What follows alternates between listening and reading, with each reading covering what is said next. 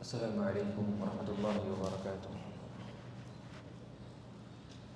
بسم اللہ الرحمن الرحیم، الحمد للہ رب العالمین، وصلی اللہ وسلم وبارک علی عبد اللہ ورسولہ نبینا محمد وعلی آلہ وصحبہ وسلم تسلیما کثیرا۔ اما بعد، اللهم علمنا ما ينفعنا وانفعنا بما علمتنا وزدنا علما وتقا وصلاحا يا رب العالمين۔ اللهم فقهنا في الدين وعلمنا التأويل يا رب العالمين۔ رب اشرح لي صدري ويسر لي أمري واحلل عقدة من لساني يفقه قولي۔ ساری تعریف اللہ تعالیٰ کے لیے ہے جو سارے کائنات کا مالک، مدبر، آقا، شہنشاہ اور حاکم حقیقی ہے، اور وہی ہمارا اکیلا خالق و رازق ہے، اور وہی مشکل کشا ہے، اور ساری چیزیں اسی کے ہاتھ میں ہیں۔ اور اس کے بعد صلاۃ و سلام ہو اور درود و سلامتی ہو ہمارے آخری نبی امام الانبیاء محمد مصطفیٰ صلی اللہ علیہ وسلم کی ذات گرامی پر۔ اللہم صلی وسلم علیہ وعلی آلہ وصحبہ وسلم تسلیما کثیرا۔ محترم سامعین کرام، توحید کے مسائل میں اور عقیدے کے موضوع کے متعلق جو ہم نے پڑھا تھا لاسٹ کلاس میں اور پچھلے ہفتے، وہ تھا کہ شرک کے مسائل، شرک کس کو بولتے ہیں، اور شرک کے اقسام کیا ہیں، اور شرک کے مثالیں کیا ہیں، یہ ہم نے پڑھا تھا پچھلے کلاس میں۔ اور آج انشاءاللہ ہم لوگ اسی موضوع کے متعلق کچھ اور باتیں پڑھتے ہیں، اسی موضوع کے متعلق کچھ اور باتیں پڑھتے ہیں۔ جب ہم نے پڑھا تھا یعنی پچھلی کلاس میں، پچھلے ہفتے، کہ شرک کی خطرناکی اور کتنا خطرناک ہے شرک، جس سے انسان کے اعمال تباہ اور برباد ہو جاتے ہیں، اور انسان ہمیشہ کے لیے جہنم میں جاتا ہے شرک کرنے سے، اور اس پر جنت حرام ہو جاتی ہے۔ تو ضروری ہے کہ ہم شرک کو جانیں، جو شرکیہ اعمال ہیں ان کو جانیں اور ان سے بچنے کی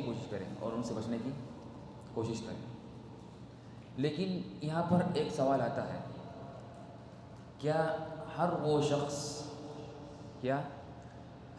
شخص جو شرکیہ عمل کرے یا کفریہ عمل کرے، کیا وہ کافر ہو جاتا ہے؟ یعنی ہم نے پڑھا تھا پچھلے ہفتے کہ شرک اکبر کے جو آثار ہیں، اس پر جو چیزیں یعنی مترتب ہوتی ہیں کہ وہ اس کے اعمال ضائع ہو جاتے، وہ ہمیشہ کے لیے جہنم میں جاتا، اس کا کوئی عمل قبول نہیں ہوتا، اور اس سے شادی کرنا منع ہو جاتا، اس کے بیٹے یا اس کے وارثین اس کے مال کے وارث نہیں بنتے، اس لیے کہ فرماتے محمد صلی اللہ علیہ وسلم کہ مسلمان کا وارث کافر نہیں ہو سکتا، اور کافر کا وارث مسلمان نہیں ہو سکتا۔ یعنی کیا مطلب کہ اگر جس کا انتقال ہوا اگر وہ کافر تھا اور اس کے وارثین، اس کے جو ورثہ ہیں، وہ اگر مسلمان ہیں تو وہ اس کے مال کے وارث نہیں بن سکتے، اور اگر الٹا بھی ہو کہ اگر مرنے والا مسلمان ہے لیکن اس کے وارثین کافر ہیں تو وہ بھی اس کے وارث نہیں بن سکتے۔ تو فرماتے ہیں محمد صلی اللہ علیہ وسلم لا يرث المسلم الكافر ولا الكافر المسلم، کہ مسلمان کافر کا وارث نہیں ہو سکتا، نہ کافر مسلمان کا وارث ہو سکتا۔ تو شادی کا جو مسئلہ ہے، میراث کا جو مسئلہ ہے، تو یہ جو احکام ہے یہ کب ہم لگائیں گے کسی انسان پر؟ کیا ہر وہ شخص جس سے کفری عمل ہوا اور اس نے کفری عمل کیا تو کیا کرتے ہی ہم کہہ دیں گے کہ یہ کافر ہو گیا اس لیے کہ اس نے شرک اکبر کیا؟ اس کی جو مثال یہ ہے کہ اگر ہم نے دیکھا کہ اگر کوئی شخص ایسا کام کیا جو کام شرک اکبر ہے، اور ہم نے پڑھا یعنی پچھلے کلاس میں کہ کئی ایسے کام جو شرک اکبر ہے، اس کی اگزامپل ایسا عمل جو شرک اکبر ہو اس کی مثال نعم عبادت میں یعنی غیر اللہ کی عبادت کرنا، اس کی مثال یعنی یہ تو ایک عام ہے، لیکن مثال لیں گے دعا کرنا، غیر اللہ کے لیے سے دعا مانگنا، غیر اللہ کی نماز پڑھنا، غیر اللہ کا طواف یعنی کعبہ کے علاوہ کسی اور چیز کا طواف کرنا وغیرہ، تو یہ شرک اکبر ہے۔ تو اگر کوئی شخص شرک اکبر کرے اور اس سے واقع ہو تو ہم کیا ڈائریکٹ فوری طور پر کہہ دیں گے کہ یہ کافر ہو گیا، یا پہلے کچھ چیزیں ضروری ہے کہ پوری ہونا اس انسان میں جب ہم کہیں گے ہاں یہ کافر ہوا؟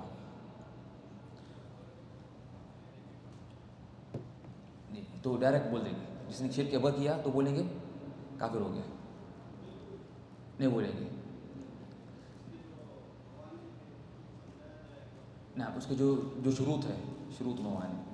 تو صحیح جواب یہ ہے کہ اگر کسی شخص سے کفری عمل واقع ہو تو ہم ڈائریکٹ اس پہ حکم نہیں لگائیں گے کہ اس سے عمل ہوا تو آپ کافر ہو گئے، ختم، اسلام سے باہر نکل گئے، آپ کی بھی آپ سے نا الگ ہو جانا، نہیں ڈائریکٹ نہیں بولیں گے، بلکہ اس سے پہلے شروط ہے، وہ شروط کا پورا ہونا ضروری ہے، کچھ کنڈیشنز ہیں، کچھ کیا ہے کنڈیشنز، وہ اگر پورے ہوں گے تو ہم کہیں گے ہاں یہ کافر ہوا۔ اگر اس میں سے ایک بھی چیز نہیں ہوئی تو ہم اس وقت تک اس کو نا کافر نہیں بول سکتے۔ اور حقیقت میں یہ تکفیر کرنا، کیا کرنا، تکفیر سے مراد یہ ہے کہ لوگوں کو کافر بولنا، اس سے پہلے سوچنا ضروری ہے۔ تو تکفیر سے پہلے تفکیر ضروری ہے، تکفیر سے پہلے تفکیر کیا ہے؟ سوچنا، فکر سے ہے، تو تکفیر کرنے سے پہلے تفکیر چاہیے۔ تفکیر کا مطلب کیا ہے؟ سوچنا، ٹھیک ہے نا؟ تو اس میں جلد بازی نہیں کرنا۔ جلد بازی کیوں؟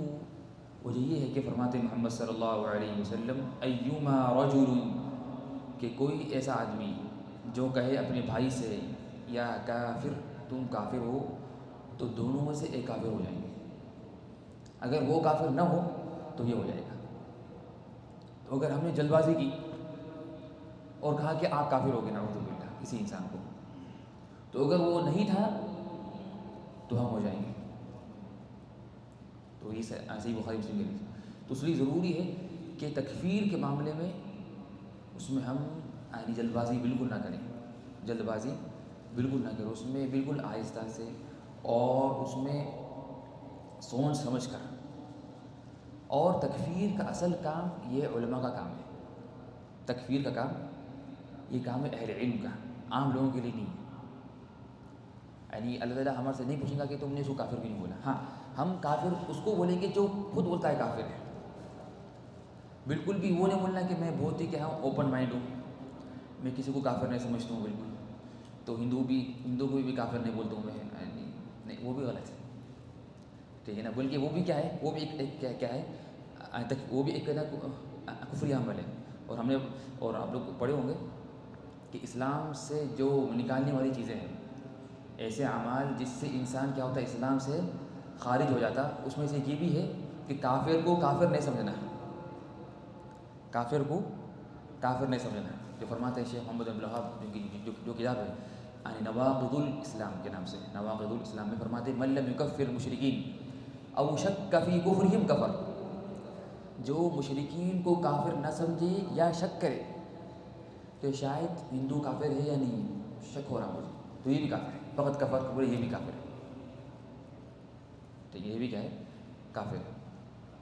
تو جو شخص خود کہتا ہے کہ میں کافر ہوں، کہ کوئی ہندو بول رہا میں ہندو ہوں، کوئی کرسچن بول رہا میں کرسچن ہوں، کوئی یہودی بول رہا کہ میں یہودی ہوں، اس کو تو ہم بولیں گے تم ہے، وہ تو بولنا ضروری ہے، اگر نہیں بولیں گے تو پھر ہمارا دین کا مسئلہ ہے۔ لیکن جو شخص کہتا ہے کہ میں مسلمان ہوں اور وہ کلمہ گو ہے، یعنی کلمہ پڑھتا ہے، لیکن اس سے ایسے اعمال واقع ہو رہے ہیں جو اعمال شرکیہ ہیں، تو اس شخص پر کفر کا فتویٰ لگانے سے پہلے سوچ سمجھ کر لگانا ہے، جلد بازی بالکل بھی نہیں کرنا ہے، ٹھیک ہے نا؟ اس لیے کہ اگر وہ نہ ہو تو ایسا نہ ہو کہ ہم خود ہو جائیں، ٹھیک ہے نا؟ اس لیے فرماتے محمد صلی اللہ علیہ وسلم من لعن مؤمنا فهو كقتله، جو کسی مسلمان پر لعنت بھیجے تو وہ اس کے قتل کے برابر ہے، ومن قذف مؤمنا بکفر فهو كقتله، اور جو کسی مسلمان کو کافر کہے وہ بھی اس کے قتل کے برابر ہے، ٹھیک ہے نا؟ تو ہمیں چاہیے کہ ہم اس میں کیا کریں، جلدی نہ کریں، جلد بازی نہ کریں، بالکل کیا کریں، بلکہ کیا کریں اس میں نا سوچ سمجھ کے۔ اس لیے نا ایک جو حدیث ہے اس میں جو آتا ہے کہ نا جو اسامہ بن زید رضی اللہ عنہ، یہ محمد صلی اللہ علیہ وسلم کے بہت قریبی تھے، اور محمد صلی اللہ علیہ وسلم ان سے خاص محبت تھی،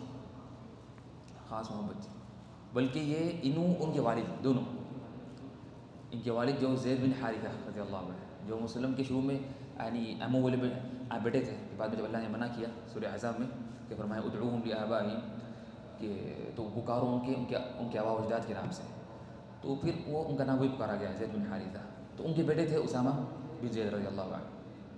تو ایک جنگ میں یہ گئے تھے، تو جنگ ختم ہو گئی تو وہ ایک کافر ملا، تو یہ صحابی اسامہ بن زید رضی اللہ عنہ ان کا پیچھا کیا وہ کافر کا، تو پکڑ لیا، آخر میں اس کو پکڑ لی، جب پکڑ لی تو اس نے کہا کہ لا الہ الا اللہ۔ اس نے کیوں کہا؟ بچنے کے لیے، ڈر سے، تاکہ مجھے وہ نہ مارے، لیکن یہ بولے تو دل میں بولے تو بس بچنے کے لیے بول رہا ہے اس کو، ورنہ تو پہلے بول دیتا، بھاگ رہا پہلے وہ جنگ کرنے آیا ہمارے سے، لڑنے آیا، پھر جب ہار گیا تو بھاگ رہا تھا، جب پکڑا گیا تو پھر تو اس نے پھر ایمان لا لیا، تو یہ تو پکا جھوٹا ہے، بس نام کا ہے، تو انہوں نے اس کو مار دیا۔ جب مدینہ واپس آئے تو انہوں نے یہ ذکر کیا قصہ محمد صلی اللہ علیہ وسلم سے، تو فرماتے محمد صلی اللہ علیہ وسلم یا اسامہ اقتلتہ بعد ان قال لا الہ الا اللہ، کیا تم نے اسے قتل کیا لا الہ الا اللہ بولنے کے بعد؟ تو انہوں نے فرمایا کہ انہوں نے خوفا من السلاح، وہ تو ڈر کے بولا، ٹھیک ہے نا، وہ ڈر کے بولا، بلکہ ایک روایت میں ہے کہ اس نے میرے دونوں ہاتھ کاٹ دیا، یعنی ایک روایت میں بھی ہے کہ اس نے کیا ہوا کہ نا وہ کافر نے ان کو مارا بھی، تو ان کا بھی ہاتھ کٹ گیا تھا، پھر وہ بھاگ گیا تھا، یعنی ان کو مارا، ان کا ہاتھ کٹ گیا تو وہ بھاگ گیا۔ تو فرمایا کہ پھر وسلم کئی بار دہراتے گئے یہی بات، کیا تم نے اس کو مارا لا الہ الا اللہ؟ اور ایک روایت میں آتا ہے کہ نا اشققت عن قلبه اقالها، کہ کیا تم نے اس کا دل پھاڑ کے دیکھا، کیا اس نے سچا کہا، یعنی سچ دل سے کہا یا جھوٹ کہا، یہ بھی روایت ہے۔ تو یہاں جو قصہ جو معلوم ہو رہا ہے کہ جو ظاہری طور پر لگ رہا ہے کہ یہ بالکل ڈر کے اس نے کہا، ڈر کے، لیکن لا الہ الا اللہ کا اتنا بڑا وزن ہے، اتنا بڑا مقام ہے کہ اگر وہ کہہ دے، اگر ہمیں لگتا بھی ہے کہ ڈر کے ہے تو کیا کریں گے، سونے ماریں گے۔ اور حقیقت میں اسلام نے یہ اس لیے رکھا کہ کئی لوگ جو ڈر کی ایمان لائے بعد میں پکے مومن ہو گئے، کئی لوگ جو ڈر کی وجہ سے ایمان لائے بعد میں پکا ہو گئے، ٹھیک ہے نا، اور یا کچھ لوگ جو پیسوں کے لیے ایمان لائے تھے وہ پکے ہو گئے۔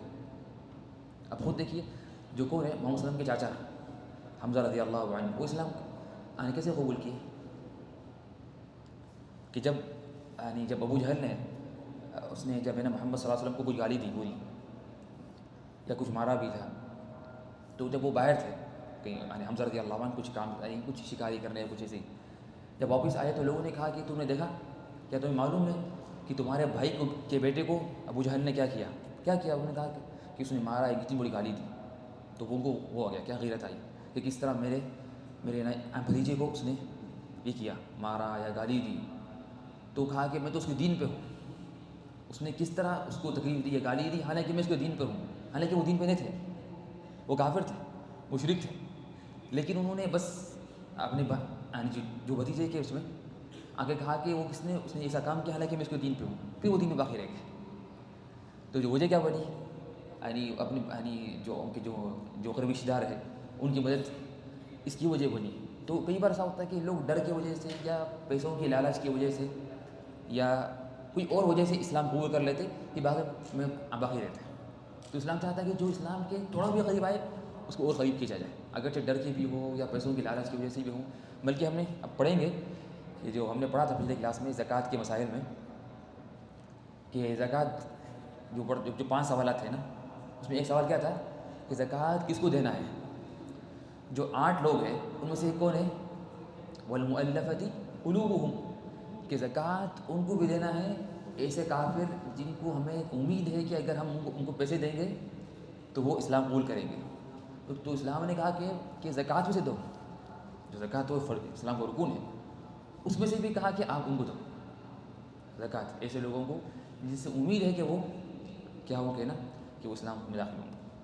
تو تکفیر جو ہے انتہائی کیا ہے، بہت بڑا کیا ہے، خطرناک مسئلہ ہے. تو اس میں بالکل جلد بازی کرنا یہ کسی کے تو بالکل کیا مناسب نہیں ہے، ٹھیک ہے نا.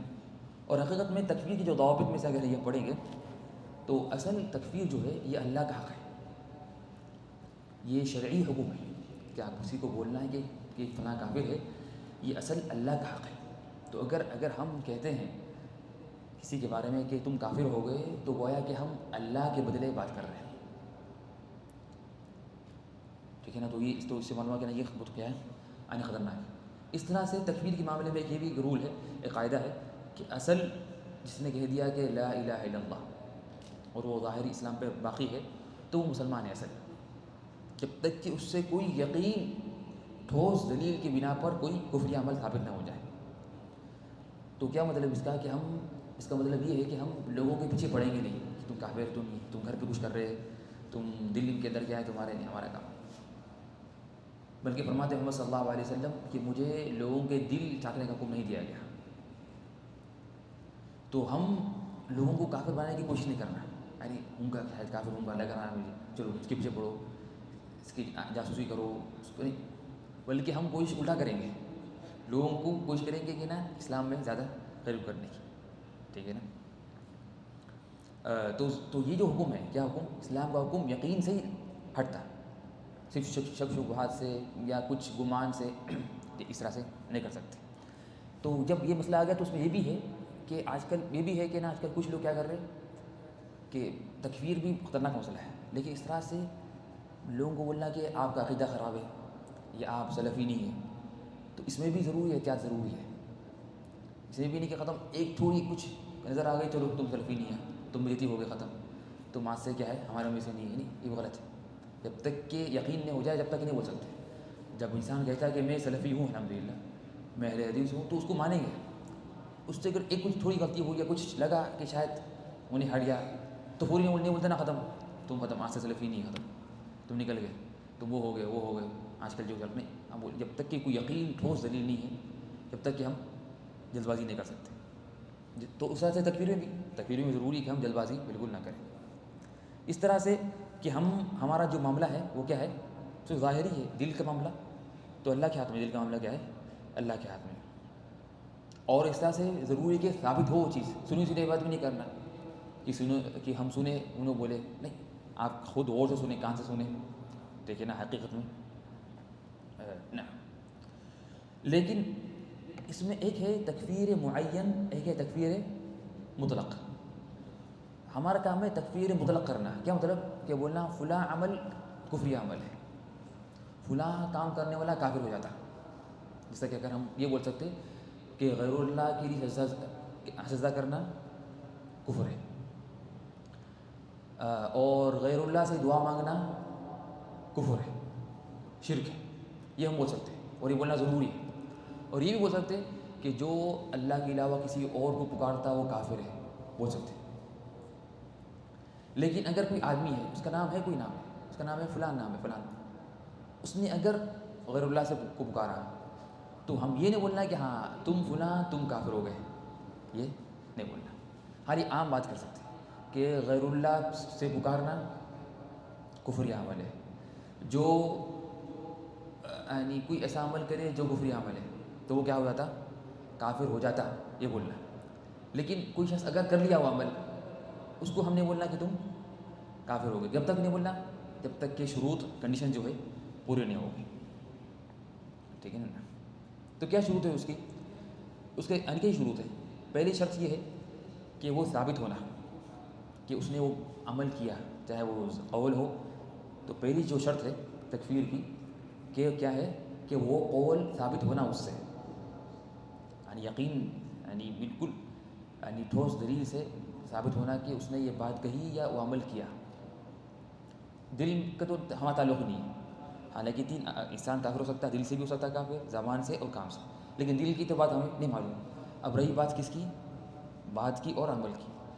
تو ہمیں معلوم ہونا بالکل یقین کے ساتھ کہ اس نے کفریہ عمل کیا یا کفریہ بات کہی. ٹھیک ہے نا؟ سیکنڈ چیز، ٹھیک ہے نا، کہ اس شخص ہمیں معلوم ہو جائے کہ اس تک یہ بات پہنچی ہے، کہ اس کو علم ہے، علم کہ اس بات کا علم ہے اس کو کہ یہ چیز کفریہ ہے. یعنی اگر کوئی جاہل ہے، اس کو نہیں معلوم کہ یہ اس سے کافر ہوتا ہے انسان، وہ عمل کرے یہ سمجھ کر کہ یہ نارمل ہے، یہ کوئی کفری عمل نہیں ہے، تو ہم نہیں بول سکتے کہ تم کافر ہو گئے، اس لیے کہ اس کو علم ہی نہیں. ٹھیک ہے نا؟ تو اس کو بولتے حجت قائم ہونا اس پر. کیا بولتے؟ حجت قائم ہونا. ٹھیک ہے نا؟ اس اور جی قرآن خود میں اللہ فرمائے سورہ اسراء میں وما كنا معذبین حتی نبعث رسولا، اور ہم اس وقت تک عذاب نہیں دیں گے جب تک کہ ہم رسول نہیں بھیجتے. ٹھیک ہے نا؟ اور فرماتے محمد صلی اللہ علیہ وسلم، یعنی صحیح مسلم کی روایت ہے کہ والذی نفس محمد بیدہ، اور قسم ہے اس ذات کی جس کے ہاتھ میں محمد کی جان ہے، لا يسمع بی احد من هذه الامہ، کہ میرے بارے میں اگر کوئی سنتا ہے، یہودی ہو یا نصرانی ہو، پھر وہ مجھ پر ایمان نہ لائے. تو فرمایا جو میرے بارے میں سنتا ہے پہلے، یعنی اس کو معلوم ہو گیا کہ نبی آگے، سننے کے باوجود، حجت پہنچنے کے باوجود بھی اگر ایمان نہ لائے تو پھر وہ جہنمی ہوگا. الا کان من اصحاب النار، تو وہ جہنمیوں میں سے ہوگا. ٹھیک ہے نا؟ تو یہ اور اس طرح سے ایک شرط یہ ہے کہ جو حکم لگانے والے کو بھی علم ہو کہ یہ کفری عمل ہے، اس سے کافر ہو جاتا. کہ اگر اس کو نہیں معلوم کہ کفری عمل کو علم ہی ہے، بغیر علم کے آپ کیا کر رہے فتوی لگا رہے، تو یہ بھی کیا ہے؟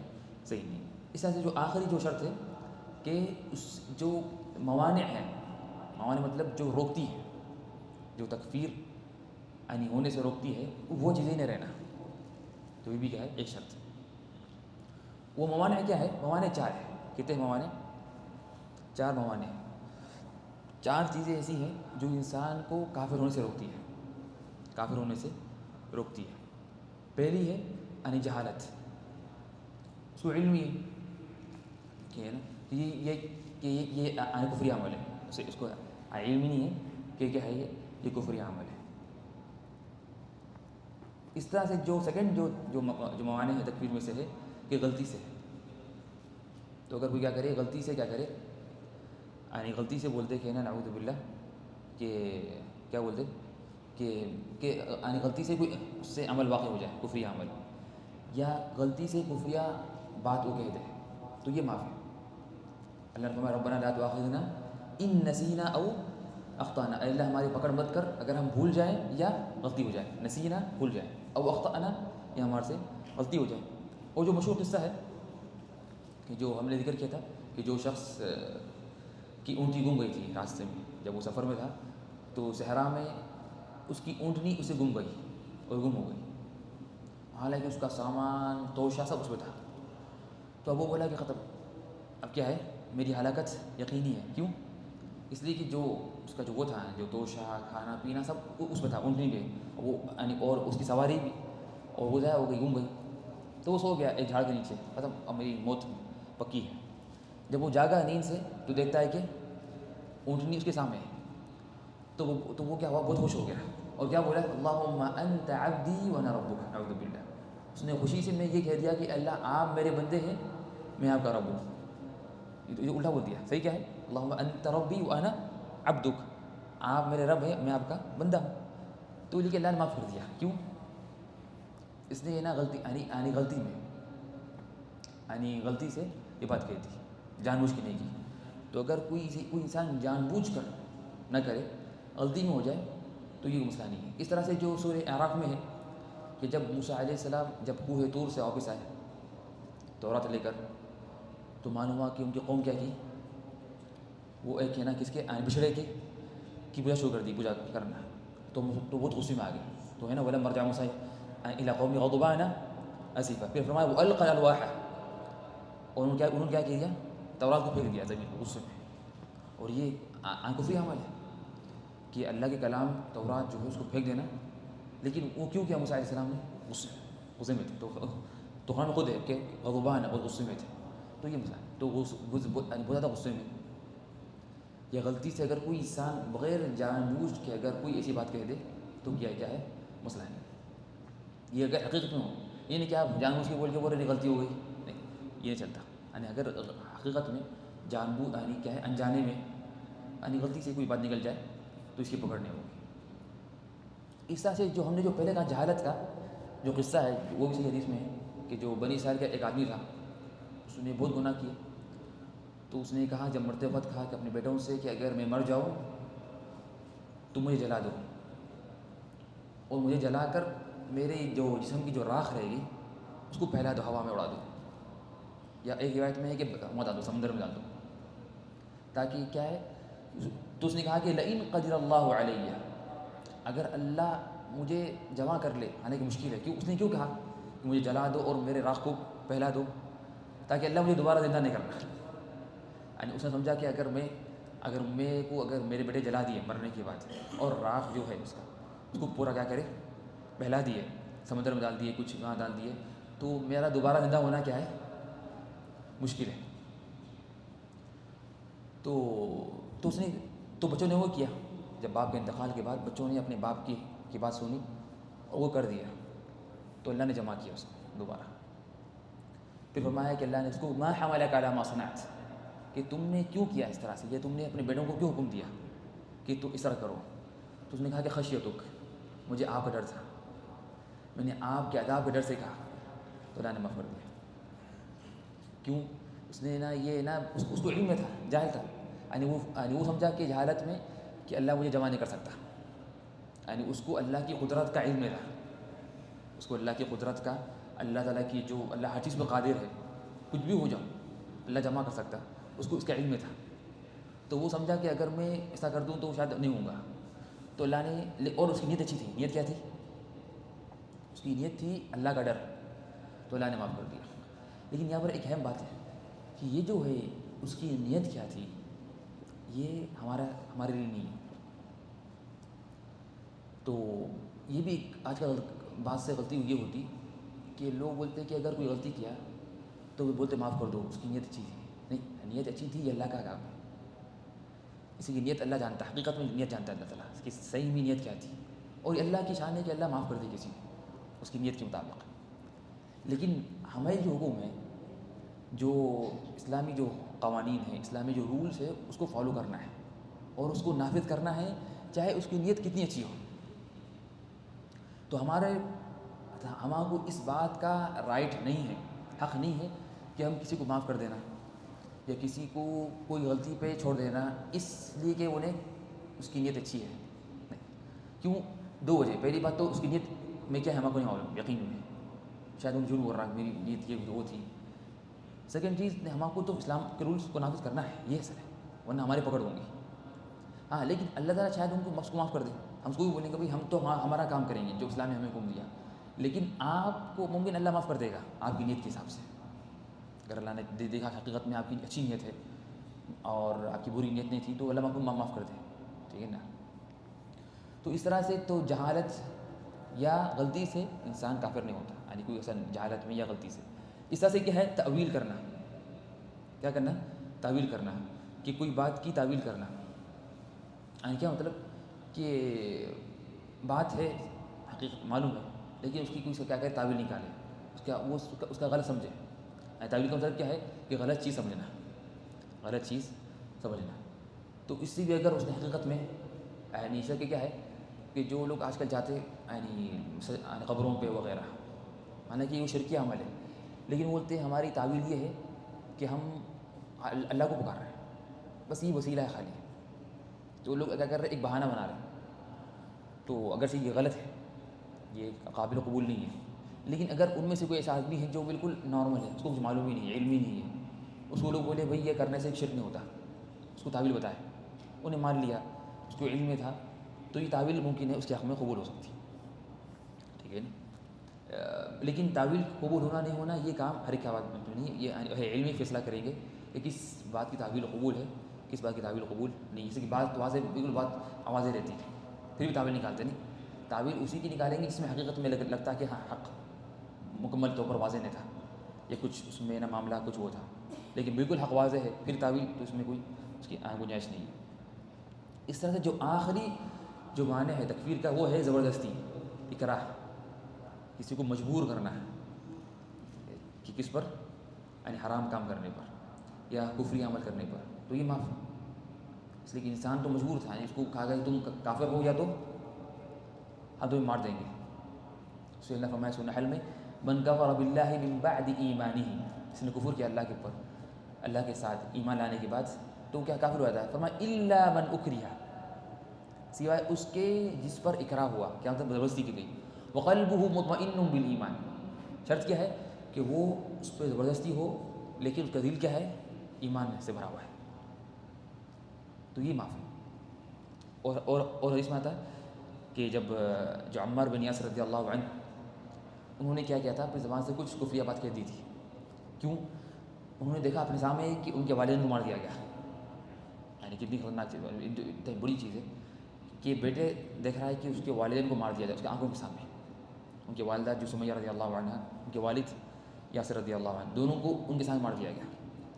اور ان سے کہا گیا کہ اگر تم بھی اگر کافر نہیں ہوں گے تو ہم بھی تمہیں مار دیں گے. تو انہوں نے غلطی سے، تو انہوں نے کہہ دیا مجبوراً.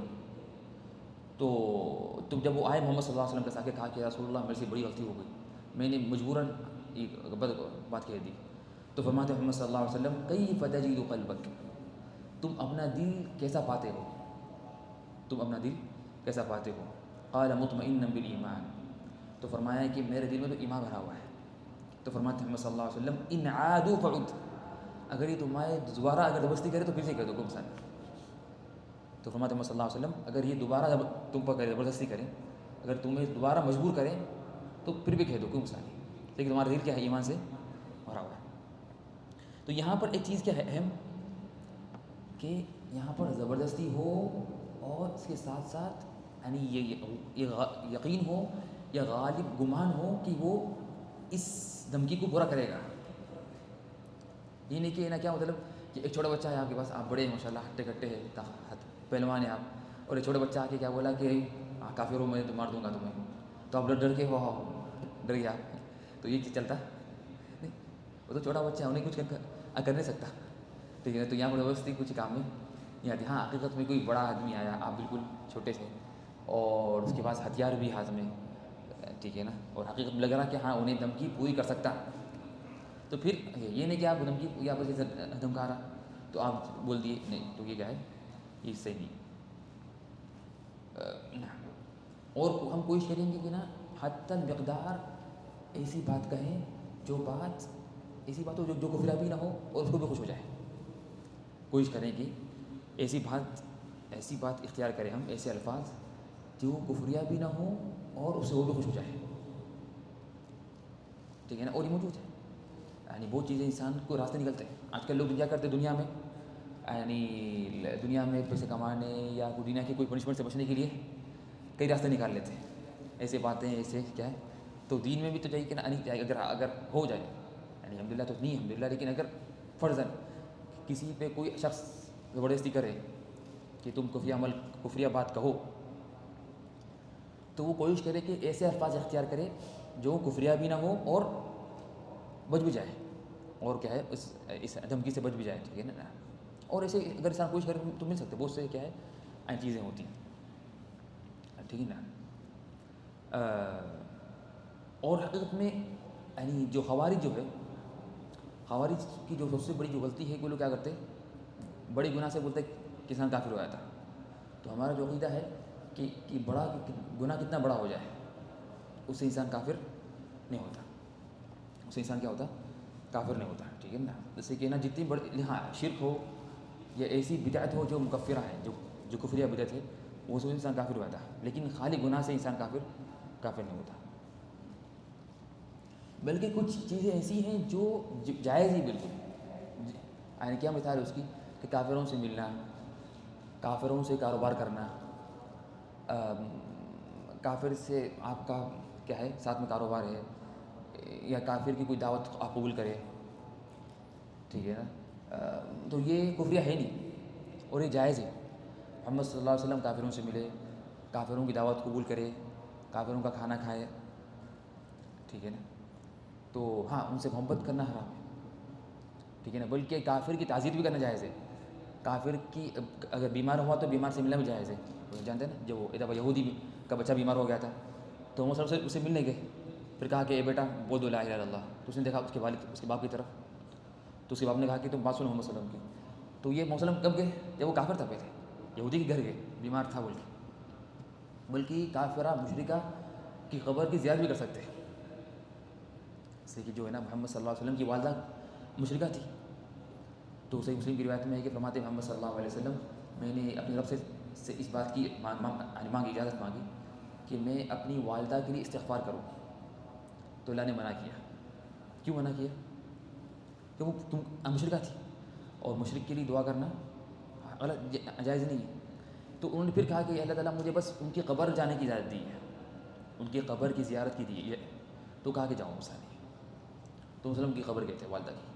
تو اس سے معلوم ہوا کہ نا مشرکہ یا مشرک کی قبر پہ بھی جا سکتے ہیں زیارت کے لیے، ٹھیک ہے نا، لیکن دعا نہیں کر سکتے اس کے لیے. یہ تو بعض چیزیں ایسی ہیں جو کیا ہے، جو ہے نا کفریہ ہی نہیں ہے، جو جائز ہے. تو لوگ سمجھتے ہیں کہ شاید یہ کیا ہے، یہ ہے نا کفریہ ہے. نہیں، کفریہ نہیں. ہاں ان سے دوستی کرنا، یعنی ایسی دوستی جو ان سے محبت ہے، وہ نہیں ہونا. تو بھی منع ہے کہ فرماتے تعالیٰ یا الذین آمنوا الا تتخذوا اليهود والنصارى اولیاء، کہ تم مت بناؤ یہود نصارہ کو اپنے دوست.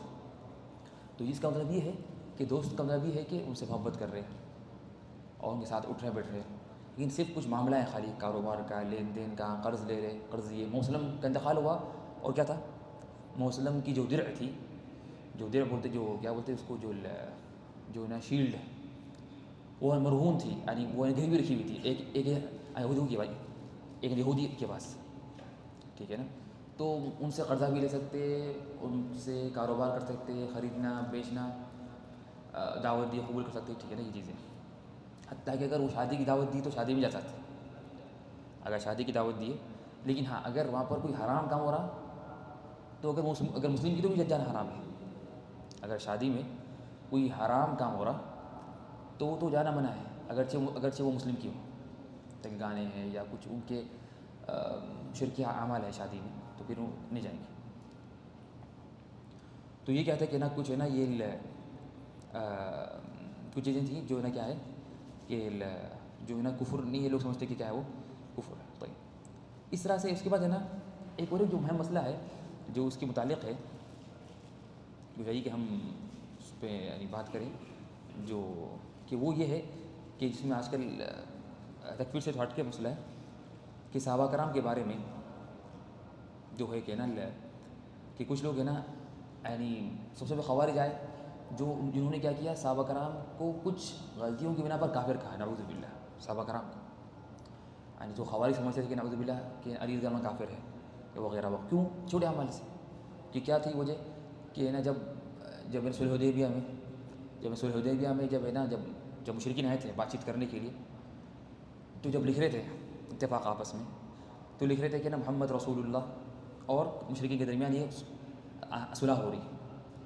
تو مشرکین نے کہا، جو سہیل تھا اس نے کہا کہ رسول اللہ ہٹا، یہ کیوں لکھ رہا ہے، رسول اللہ ہٹا دو، صرف محمد لکھو، خالی صرف کیا لکھو، صرف محمد لکھو.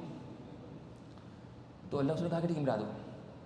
تو علی رضی اللہ عنہ بولے نہیں، میں نہیں مٹاؤں گا، اس کو نہیں مارے. تو مسلم نے کیا کیا، خود ہاتھ لے کے مسلم نے خود مٹایا اس کو اپنے ہاتھ سے، ٹھیک ہے نا. تو اسے بھی نا یہ تو سمجھ لو کہ نا اگر کبھی کبھار کوئی ضرورت پڑی تو ہٹا دی رسول اللہ صلی اللہ علیہ وسلم کا نام، تو اسے انسان کافر نہیں ہو جاتا. تو لیکن خوارج کیا کرتے کہ چھوٹے چھوٹے وجہوں سے، چھوٹے گناہ سے یا کوئی بڑا گناہ کوئی کر لیا، کیا بولتے کہ کافر ہوگی نا. تو اس طرح سے یعنی اور لیکن اس زمانے میں آج کل ایک فتنہ جو ہوا جو اسی کے متعلق ہے لیکن ایک الگ شکل کا ہے، کہ وہ یہ ہے کہ کچھ صحابہ کرام پر طعن کرنا، جیسا کہ یعنی معاویہ رضی اللہ عنہ پر یا ان کے بیٹے یزید، ٹھیک ہے نا، ان پر کیا کرنا، طعن کرنا. اور ٹھیک ہے نا، تو یہ ویسے یہ بھی کیا ہے، انتہائی خطرناک مسئلہ ہے. پورے صحابہ کرام، سارے صحابہ کرام یہ عدول ہیں اور سب جنتی ہیں انشاءاللہ. ہاں، اس کا مطلب یہ نہیں کہ ان سے غلطی نہیں ہوئی، غلطی ہوئی. صحابہ کرام بھی انسان تھے، صحابہ کرام بھی انسان تھے، لیکن ان کی غلطیاں جو ہے یعنی غلطیاں اتنے کم تھے ان کی نیکیوں کے سامنے کہ ان کی غلطیاں ان کی نیکیوں میں بہہ گئے. یعنی اتنی زیادہ نیکیاں ان کی، اور غلطی تو ہوتی، غلطی ہر ایک سے ہوئی، کوئی صحابی ایسے نہیں جیسے غلطی نہیں ہوئی. کیوں؟ انسان ہے. اور حدیث میں کیا ہے، کل بنی آدم خطاء، کہ ہر آدم کا بیٹا غلطی کرتا ہے. بلکہ خود محمد صلی اللہ علیہ وسلم سے غلطی ہوئی، وہ چھوٹی غلطی ہے.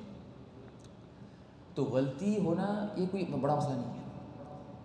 تو لوگ آج کل کیا کر رہے ہیں، آج کل جو بعض لوگ ہیں نا کہ ان سے یہ غلطی ہو گئی، یعنی معاویہ رضی اللہ عنہ سے خاص طور پر معاویہ رضی اللہ عنہ اور ان کے بیٹے یزید جو تھے ان کے بارے میں زیادہ بات کرتے، خاص طور پر جو صحابی معاویہ رضی اللہ عنہ.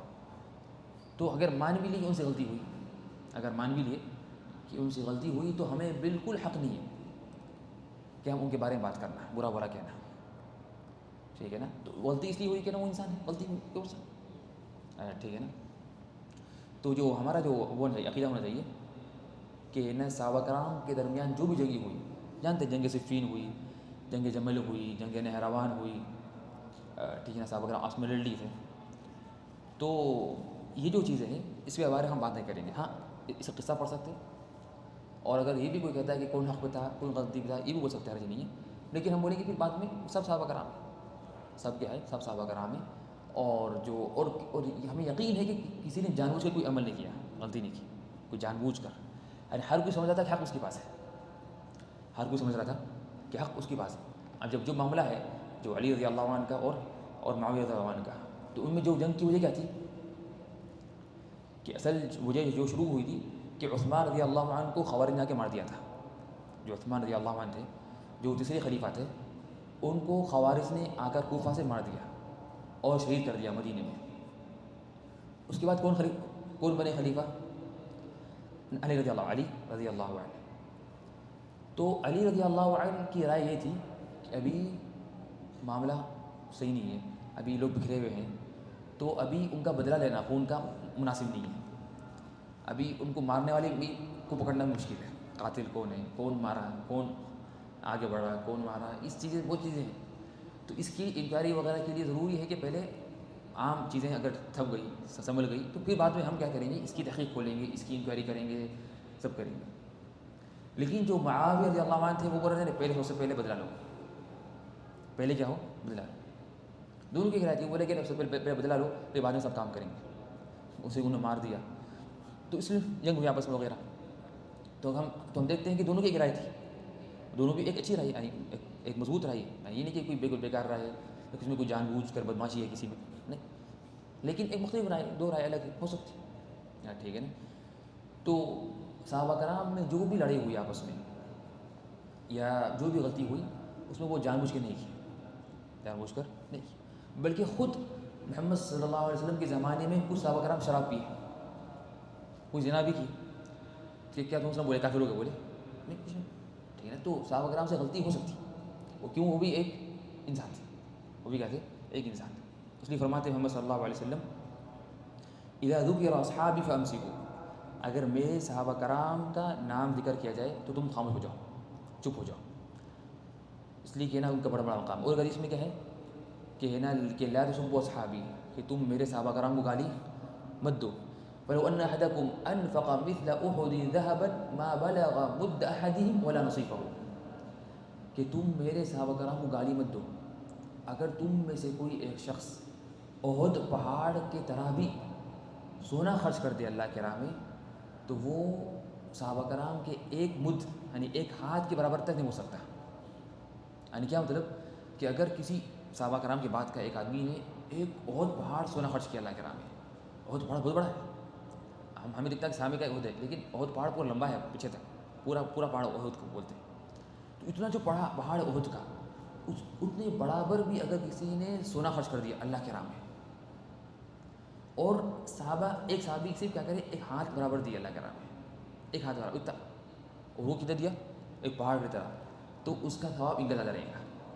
تو ہم ان کے ثواب تک پہنچ نہیں سکتے جو صرف خالی کیا کرے ایک ہاتھ، بلکہ فرمایا ولا نے اس کا آدھا بھی نہیں.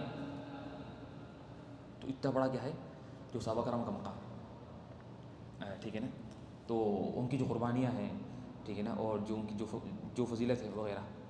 اور دیکھیے کہ نا صحابہ کرام کے بارے میں اتنے فضائل ہیں اور جنت کی خوشخبریاں ہیں کہ تو کئی جن کے بارے میں لوگ بات کرتے، ان کے بارے میں تو محمد صلی اللہ علیہ وسلم خود بولتے کہ وہ جنتی ہے. تو کتنی بری بات ہے کہ جن کے بارے میں نبی نے کہہ دیا، محمد صلی اللہ علیہ وسلم نے پہلے ہی کہہ دیا کہ وہ جنتی ہے، تو پھر ہمیں کس طرح سے حق ہوگا کہ ہم بعد میں آگے اب بات کرنا ان کے بارے میں، ٹھیک ہے نا. تو یہ بالکل کیا ہے، بالکل یعنی غلط چیز ہے. یعنی اور حدیث میں آتا ہے کہ جو مسلم کی روایت ہے کہ النجوم امنۃ للسماء، کہ ستارے کیا ہے، ستارے ہیں نا یہ آسمان کی حفاظت کرتے ہیں، امن ہے اس کی امن ہے. اور اگر ستارے چلے جائیں گے تو آسمان سے عذاب آ سکتا ہے، جو آسمان سے ہو سکتا ہے. اور فرمایا کہ اور میں کون، محمد صلی اللہ علیہ وسلم، میں میرے صحابہ کرام کے لیے امن ہوں، اور اگر میں چلے جاؤں گا تو صحابہ کرام پر وہ چیزیں آئیں گی جو ان سے وعدہ کیا گیا تھا، یعنی فتنے وغیرہ آئیں گے. اور ہوا کہ محمد صلی اللہ علیہ وسلم کے انتقال کے بعد کچھ فتنے آئے جو موسم کے زمانے میں نہیں تھے. پھر فرمایا واصحابی امنۃ لامتی، اور میرے صحابہ کرام میری امت کے لیے امن ہے. اگر صحابہ چلے جائیں گے تو میری امت پہ اور بڑے فتنے آئیں گے، اور بڑے فتنے آئیں گے. تو یہ ہوا، ٹھیک ہے نا. اور صحابہ کرام میں سب سے افضل کون ہے، سب سے افضل صحابی ابو بکر رضی اللہ عنہ، پھر عمر بن خطاب رضی اللہ عنہ، پھر عثمان بن عفان، پھر اس کے بعد علی بن ابی طالب، پھر اس کے بعد جو 6 باقی ہیں جو عشرہ مبشرہ ہے، پھر اس کے بعد جو بدر میں شریک ہوئے، پھر اس کے بعد جو شریک ہوئے عہد میں، جنگ عہد میں، پھر اس کے بعد جو شریک ہوئے بیعت الرضوان میں. وہ کب ہوئی بیعت الرضوان؟ وہی جو صلح حدیبیہ میں ہوئی، جو بیعت کرے محمد صلی اللہ علیہ وسلم سے. تو اس ترتیب سے یہ صحابہ کرام کی افضلیت ہے. تو سب سے افضل کون ہے، 10 جو عشرہ مبشرہ ہیں ان میں سے ابو بکر پہلے، پھر عمر، پھر عثمان، پھر علی رضی اللہ عنہ، چاروں ترتیب کے ساتھ. پھر جو بدری صحابہ کرام ہیں، پھر اس کے بعد جو جنگ احد میں شریک ہوئے، پھر اس کے بعد جو بیعت الرضوان میں شریک ہوئے تھے. اب میں یہاں پر کون شخص ہے وہ جو ہمیں 10 نام بتائے، عشرہ مبشرہ کے 10 نام کسی کو یاد ہے؟ جو عشرہ مبشرہ ہے ان کے 10 نام کس کو یاد ہے؟ 10 نا، جن کے بارے میں خوشخبری دی گئی. جی بولیے، آپ بولتے بولیے. ٹھیک ہے، اور کون ہے؟ 10 نام، جی بولیے. نہ پہلے ابو بکر رضی اللہ عنہ، نہ عمر، عثمان، علی، 4 ہو گئے. پھر 5 ہوئے طلحہ بن عبید اللہ رضی اللہ عنہ. 6 ہوئے عبد الرحمن بن عوف رضی اللہ عنہ. پھر 7 ہوئے ابو عبیدہ بن جراح رضی اللہ عنہ. اور 8 ہوئے زبیر بن عوام رضی اللہ عنہ. اور 9 ہوئے سعد بن ابی وقاص رضی اللہ عنہ. اور 10 میں سعید بن زید رضی اللہ عنہ. 10 نام ہے. ہاں کون دہرائیں گا؟ کون دہرائیں گے دوبارہ ایک بار آخری؟ کون بولے؟ آپ بولیے.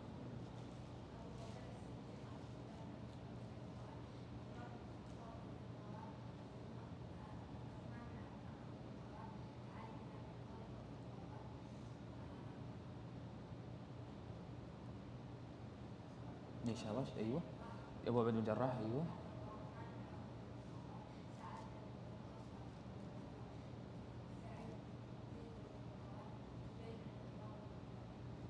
ممتاز، احسنت.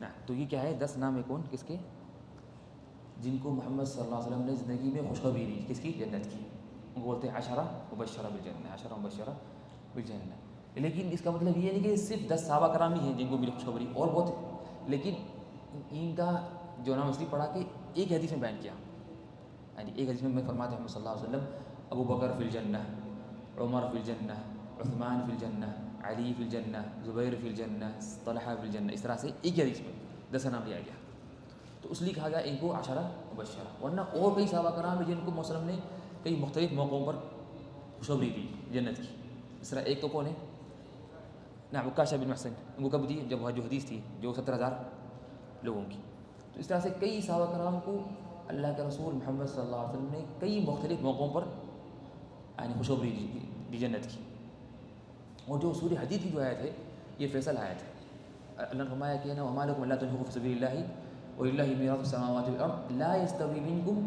من انفق من قبل الفتح وقاتل کہ وہ برابر نہیں ہے جو فتح مکہ سے پہلے اسلام قبول کیے اور جنگ کے جہاد کیے تو فرمایا اولئک اعظم درجۃ من الذین انفقوا من بعد وقاتلوا ان کا بڑا درجہ ہے ان سے جو ایمان لائے فتح مکہ کے بعد پھر آگے فرمایا جو اصل ہے وَكُلًّا وَعَدَ اللَّهُ الْحُسْنَى اللہ نے سب سے وعدہ کیا کس کا حسنہ کا اور حسنہ کیا جنت تو جو صحابہ کرام فتح مکہ سے پہلے اسلام قبول کرے یا فتح مکہ کے بعد سب کے ساتھ اللہ نے وعدہ کیا جنت کا قرآن کی آیت ہے سورہ حدید میں وَكُلًّا وَعَدَ اللَّهُ الْحُسْنَى تو اللہ نے ہر ایک سے وعدہ کیا جنت کا ہر ایک سے وعدہ کیا جنت کا چاہے وہ فتح مکہ سے پہلے جائے یا فتح مکہ کے بعد اور معاویہ رضی اللہ عنہ تو داخل ہے اس میں معاویہ رضی اللہ عنہ داخل ہے اس میں ٹھیک ہے نا تو یہ کیا ہے تو ہم تو چاہیے کہ ہم صحابہ کرام کے بارے میں نا اگر کوئی بھی بات آئے تو ہم اس میں بالکل بھی وہ نہ کیا کرنا اختیار کرنا بلکہ ہمیں حکم دیا گیا کہ ہم دعا کرنا جو اس میں ہے نا حشر میں کہ والذین جاءوا من بعدهم جو آئے تھے صحابہ کرام کے بعد کیا بولتے یقولون ربنا اغفر لنا اللہ ہمیں معاف کرے ولاخواننا الذین سبقونا بالایمان اور ہمارے ان بھائیوں کو جو ہمارے سے پہلے ایمان لا لیے ٹھیک ہے نا تو ہمیں اس بات کا حکم دیا گیا کہ ہم صحابہ کرام کے لیے دعا کرنا صحابہ کرام کے لیے ہم دعا کرنا ٹھیک ہے نا تو یہ کیا ہے کہ اس طرح سے تو اور اس طرح سے چاہیے کہ ہمیں نا یہ گمان کرنا کہ کوئی ان میں سے جو غلطی کیا یہ جنگ کوئی پوش کے لیے نہیں کیا منصب کے لیے نہیں کیا بلکہ ان کی ایک محنت ان کی ایک رائے تھی ٹھیک ہے تو ہم یہ بھی ہو سکتے ہیں کہ نعوذ باللہ علی رضی اللہ عنہ کو یعنی خواہش تھی وہ بننا خلیفہ یہ نہ کہ یعنی معاویہ رضی اللہ عنہ کو اس طرح کے یہ نہیں بول سکتے اور حقیقت میں کئی یہ جو جنگ تو ہوئی لیکن اس میں کئی ایسے جھوٹے قصے بہت ہو گئے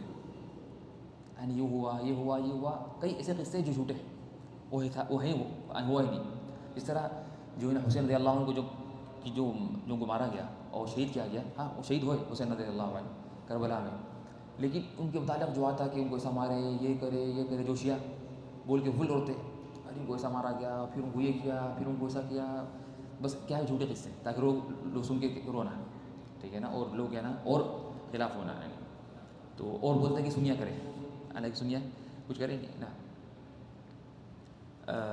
ٹھیک ہے نا تو یہ کیا ہے تو یہ چیز ہے نا اور اس لیے سلف کا اتفاق ہے سلف کا اس بات پر اتفاق ہے کہ جو شخص بھی کسی صحابہ کرام کے خلاف بات کرے تو وہ زندیق ہے فرماتے ہیں ابو زرع الرازی رحمہ اللہ جو تابعی تھے بڑے سلف کے عالم ہیں کہ اگر تم دیکھو کوئی آدمی کے بارے میں وہ کسی بھی صحابی کے بارے میں برا کہہ رہا ہے تو وہ جان لو کہ وہ زندیق ہے وہ کیا ہے زندیق کا مطلب کیا ہے اس کو اسلام سے کوئی تعلق نہیں اس کا اور فرماتے ہیں امام مالک رحمہ اللہ امام مالک کہ جو کسی صحابی کو گالی دے یا اس کے بارے میں برا کہے تو اس کا اسلام سے کوئی تعلق نہیں ہے اس کا اسلام سے کوئی تعلق نہیں ہے ٹھیک ہے نا اور نا ٹھیک ہے نا اور کئی صحابہ کرام کے بارے میں تو یہ ہے کہ نا ان سے محبت کون کرتا ہے مومن کرتا ہے فرماتے ہیں صلی اللہ علیہ وسلم الانصار کہ لا يحب الا مومن کہ انصار سے محبت کرتے ہیں صرف مومن ہی اور انصار سے بغض کرتا ہے منافق ٹھیک ہے نا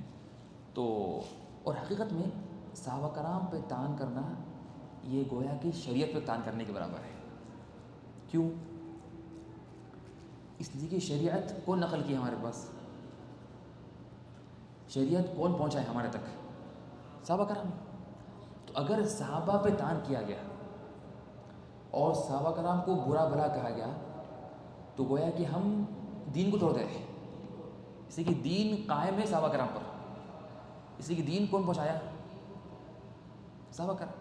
اگر صحابہ کرام گر گئے تو دین ہی گر گیا.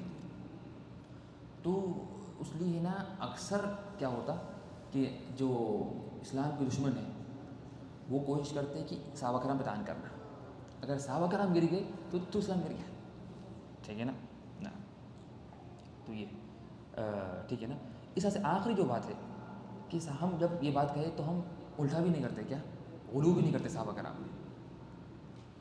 تو ایک طرف ایک صحابہ کرام کے خلاف بولنا نہیں ہے، طعن نہیں کرنا ہے، بالکل ان کے ساتھ اچھی بات کرنا ہے، لیکن یہ بھی نہیں کہ ان میں غلو کرنا جیسا کہ شیعہ کرتے یا بعض کیا کرتے کہ نا بہت ہی ان میں غلو کرتے کہ وہ یہ تھے وہ یہ تھے. نہیں، غلط ہے.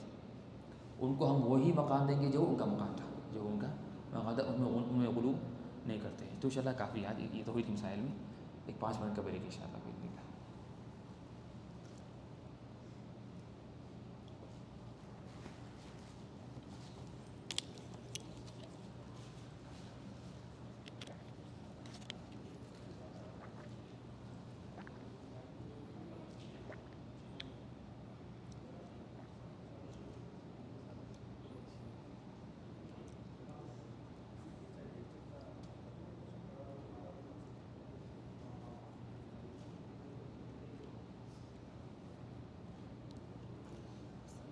السلام. جی وہ ایک میرا رشتہ دار ہے، وہ مدینہ مسجد میں ابھی مولوی ہے. پہلے تو روات میں نہیں تھا، بعد میں جب اس کو کدھر جاب وغیرہ کافی نہیں ہوا تو بعد میں ادھر مسجد جوائن کیا. تو ابھی ادھر وہ تعویذ وغیرہ کرتا ہے. وہ مولوی ہے. کہاں کا مولوی ہے؟ ادھر فیضان مدینہ. مدینہ میں؟ نہیں، یہ فیضان مدینہ میں کراچی میں. وہاں ہے. ہاں، ابھی وہ تعویذ وغیرہ کرتے ہیں، لکھتے ہیں. اچھا. تو وہ میں تو سوچا وہ یہ تو غلط عمل کر رہا ہے، کیونکہ قرآن میں تو ایسی کوئی بھی نقشہ نہیں بنا ہوا. اگر اس میں ہوتا تو وہ بات نہیں کر سکتا. میں نے پڑھا تھا جو لکھا تھا بھی جو صحابہ کرام سے غلطیاں ہوئی ہیں وہ ہمیں سمجھانے کے لیے تھی، امت کو سمجھانے کے لیے. ہو ایسا سکتی بھی سوچ سکتے ہے، ہیں. یہ بھی سوچ سکتے ہیں. لیکن ہم بولیں گے یہ سوچنے کی ضرورت ہی نہیں ہے. اگر وہ سوچ سکتے ہیں لیکن ہم بولیں گے اس کی ضرورت ہی نہیں سوچنے کی. ضرورت نہیں. کیوں؟ اس لیے کہ غلطی ہو سکتی ہے. وہ انسان ہے، وہ انسان ہے. وہ تو غلطی ہو سکتی. تو ہم بولیں گے نا غلطی ہوئی ان سے تو اللہ معاف کر دے گا اور انہوں نے توبہ کر لی، بات ہو گئی. تو اس میں کوئی بڑا ایشو نہیں. ٹھیک ہے نا. ایسا اور شکر. اور دوسرا بھی وہ ایک حدیث نبی کریم صلی اللہ علیہ وسلم ایک قبر سے جا رہے تھے تو وہ پکار کہ یہ تم سے زیادہ سنتے ہیں. اور اصحابی تھے تو ان کو بولا یہ تم سے زیادہ سن رہے ہیں. اور دوسری آیت میں یہ ہے کہ اللہ تعالیٰ فرماتا ہے کہ جو ہے نا یہ مردے ہیں یہ آپ کے بات سن بھی نہیں سکتے. بات تو چلو یہ ایسے پلٹی بھی نہیں مار رہے، مطلب جو اپنا حصہ ہے نا وہ بھی تبدیل نہیں کر سکتے. تو اس بات کا مطلب کیا تھا اور اس بات کا مطلب ترجمہ کیا تھا؟ وہ جو حدیث میں ہے کہ وہ کچھ وقت پہ مخصوص وقت تھا. اصل تو مردے سنتے نہیں بات، لیکن اللہ کے رسول صلی اللہ علیہ وسلم کی کرامت یہ تھی کہ ان کی بات سنتے تھے خالی. بس یہ ٹھیک. جزاک اللہ خیر. شکریہ. جزاک اللہ خیر.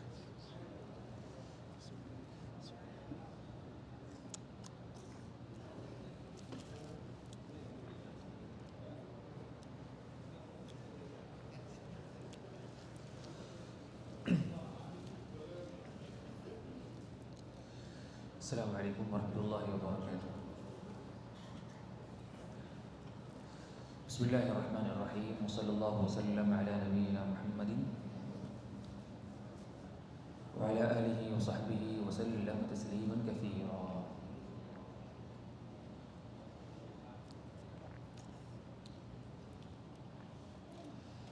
تو ابھی ہم انشاءاللہ پڑھیں گے فقہ کے مسائل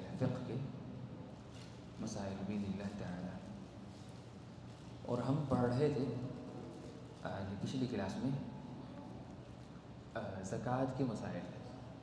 زکوٰۃ کے ज़कात के मसाइल। और हमने ये बात कही थी कि ज़कात के मसाइल की बुनियाद 5 सवालों पर है। 5 सवालों पर है। वो 5 सवाल क्या है? ज़कात की बुनियाद 5 सवालों पर है। पहला सवाल, ज़कात किस पर फ़र्ज़ है? ज़कात कौन देगा? दूसरा सवाल है, ज़कात किसको देंगे? तो तीसरा सवाल, ज़कात कितनी देंगे? और चौथा सवाल, ज़कात कितनी देंगे? और आखिरी सवाल, ज़कात किस माल में देंगे? किस माल में देंगे? तो ये थे 5 सवालात जो ज़कात के मुतालिक थे। और हम आखिरी जो मसला पढ़े थे ज़कात के बारे में, वो था ज़कात का हुक्म और ज़कात न देने वालों की क्या सज़ा होगी दुनिया और आखिरत में, और ज़कात की हिकमत क्या है, और ज़कात की शुरूत क्या है, और ज़कात, हाँ, और आखिर हमने जो चीज़ पढ़ी थी, ज़कात कितने चीज़ों पर वाजिब है, यानी किन किन मालों में ज़कात देना है। तो वो 5 माल थे। पहला सोना चांदी, और इसमें कैश भी दाखिल है, पैसे। और इस तरह से सेकंड चीज़ जिस पर ज़कात वाजिब है वो है ज़मीन की पैदावार, यानी गल्ला, फल, अनाज। और तीसरी चीज़ सामान तिजारत। और चौथी चीज़ मवेशी जानवर, ऊँट, गाय और भेड़ बकरियाँ। और पांचवी चीज़ दफन किए हुए ख़जाने, दफीना और मदनियात। तो इन 5 अमवाल में ज़कात फ़र्ज़ है। तो हम देख रहे हैं कि इसमें क्या है, जो हमने शुरू में क्या पढ़ा कि मुसलमान हो, ठीक है ना, और आज़ाद हो, ठीक है ना, और उसके पास 1 साल का गुज़रना, और निसाब का मालिक होना। तो ये चीज़ें जो शुरूत हैं, उसमें एक तो पहली चीज़ है कि उसमें शर्तों में वो नहीं कि बालिग हो, बालिग का जिक्र नहीं है। और इस तरह से इसमें जो है कि ऐसा माल का जिक्र नहीं है जो माल इंसान के यूज़ में है, कोई भी चीज़ हो जो इंसान के यूज़ में हो, उसमें ज़कात नहीं। उसकी यूज़ की गाड़ी, यूज़ के कपड़े, उसके इस्तेमाल के गाड़ियाँ कितनी हों, अगर 5 गाड़ियाँ भी ख़रीद लिया उसने इस्तेमाल के लिए और बहुत कम चला था, यानी एक गाड़ी चलाने की है, डेली यूज़ की है, एक गाड़ी सिर्फ यानी कुछ शादी वगैरह के लिए है या कोई लंबे सफ़रों की है, एक गाड़ी सिर्फ कभी दिन बोला बस, तो भी ज़कात नहीं। क्या है? हाँ, बोलेंगे इसराफ, इसराफ अलग चीज़ है। एक ज़कात फ़र्ज़ होना अलग चीज़ है, और एक क्या है, इसराफ अलग चीज़ है। कभी इंसान इसराफ करता है, इसराफ हराम है, लफ़ा वला तुसरिफ़ू, इसराफ मत करो, इन्नहु ला युहिब्बुल मुसरिफ़ीन, अल्लाह इसराफ करने वालों को पसंद नहीं करता। तो इसराफ करना हराम है, लेकिन ज़कात अलग चीज़ है। तो कभी इंसान मुसरिफ़ होता, क्या मतलब मुसरिफ़, यानी इसराफ करता, लेकिन फिर ज़कात वाजिब नहीं होती, ठीक है ना। तो ये चीज़ें, तो अब लेकिन हमने जो कहा था कि शर्त है, क्या शर्त है, कि साल का गुजरना और निसाब का होना। लेकिन कुछ चीज़ें ऐसी हैं जिसमें साल गुजरना ज़रूर नहीं है, साल गुजरने की शर्त नहीं है। जैसा क्या है, ज़मीन की पैदावार में ज़कात देंगे।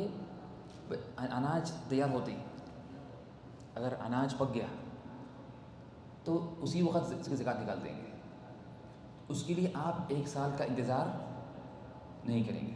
अल्लाह ने फरमाया सूरह अनआम में, वआतू हक़्क़हू यौम हसादिही, और उसका हक़ अदा करो हसाद के वक्त, मतलब जब उसको आप क्या करते, निकालते, ठीक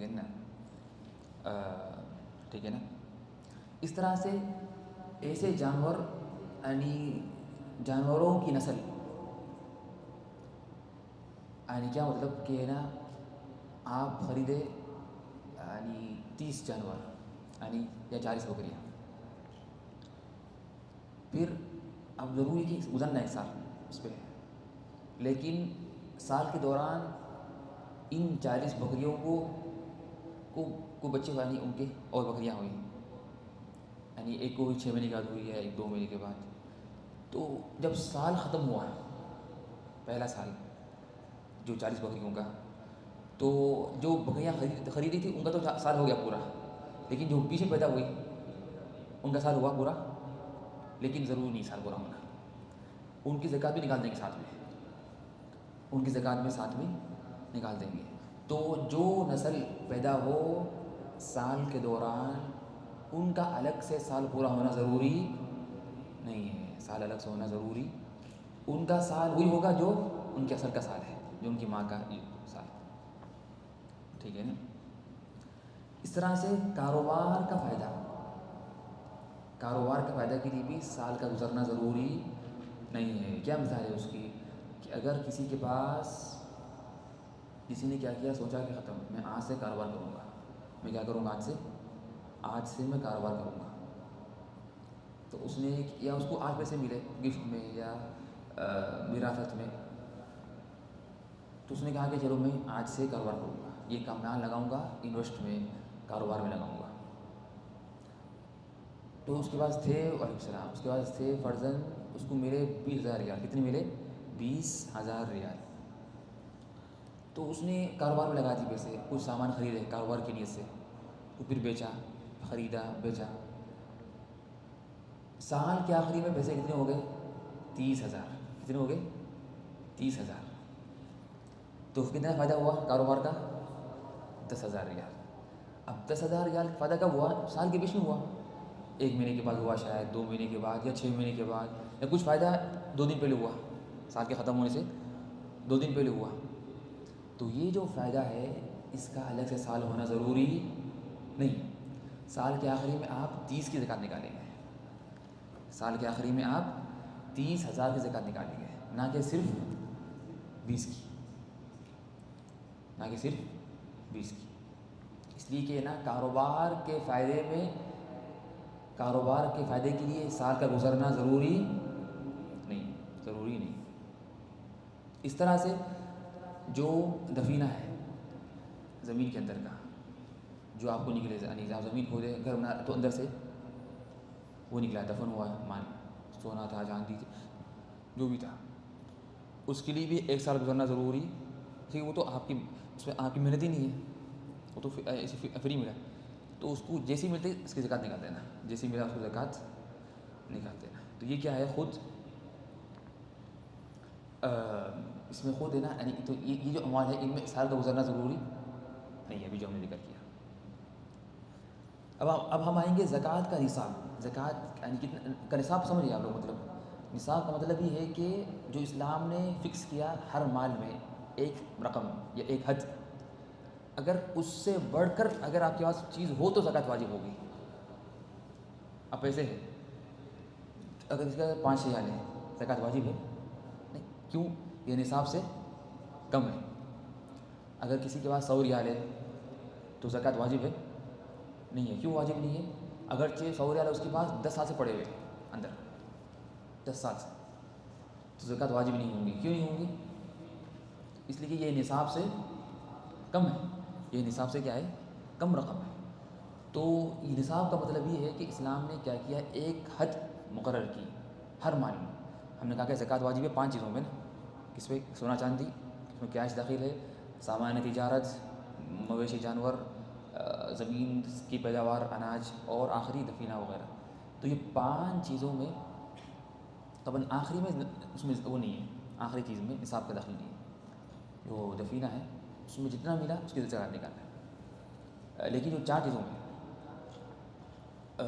اس میں نصاب ہے، ان کا کیا ہے؟ ان کا نصاب ہے.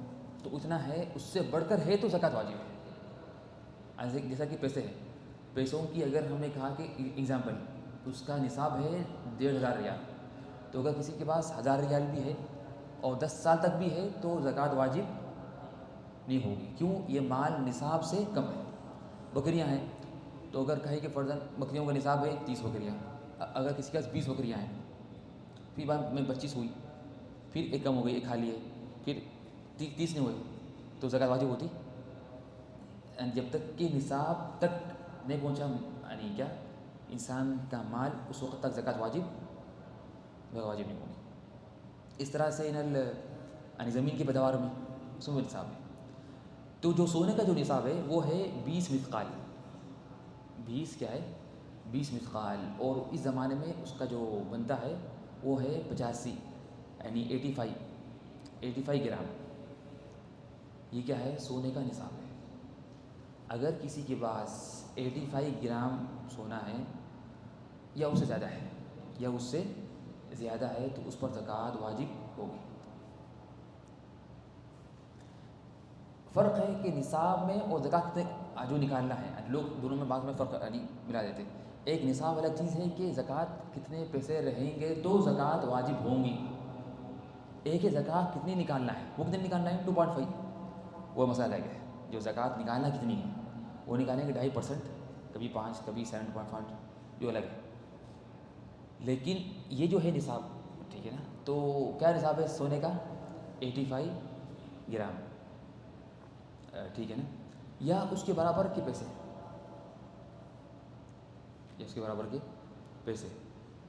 یا اگر آدھے پیسے ہے اور آدھے سونا ہے تو بھی زکوٰۃ واجب ہے۔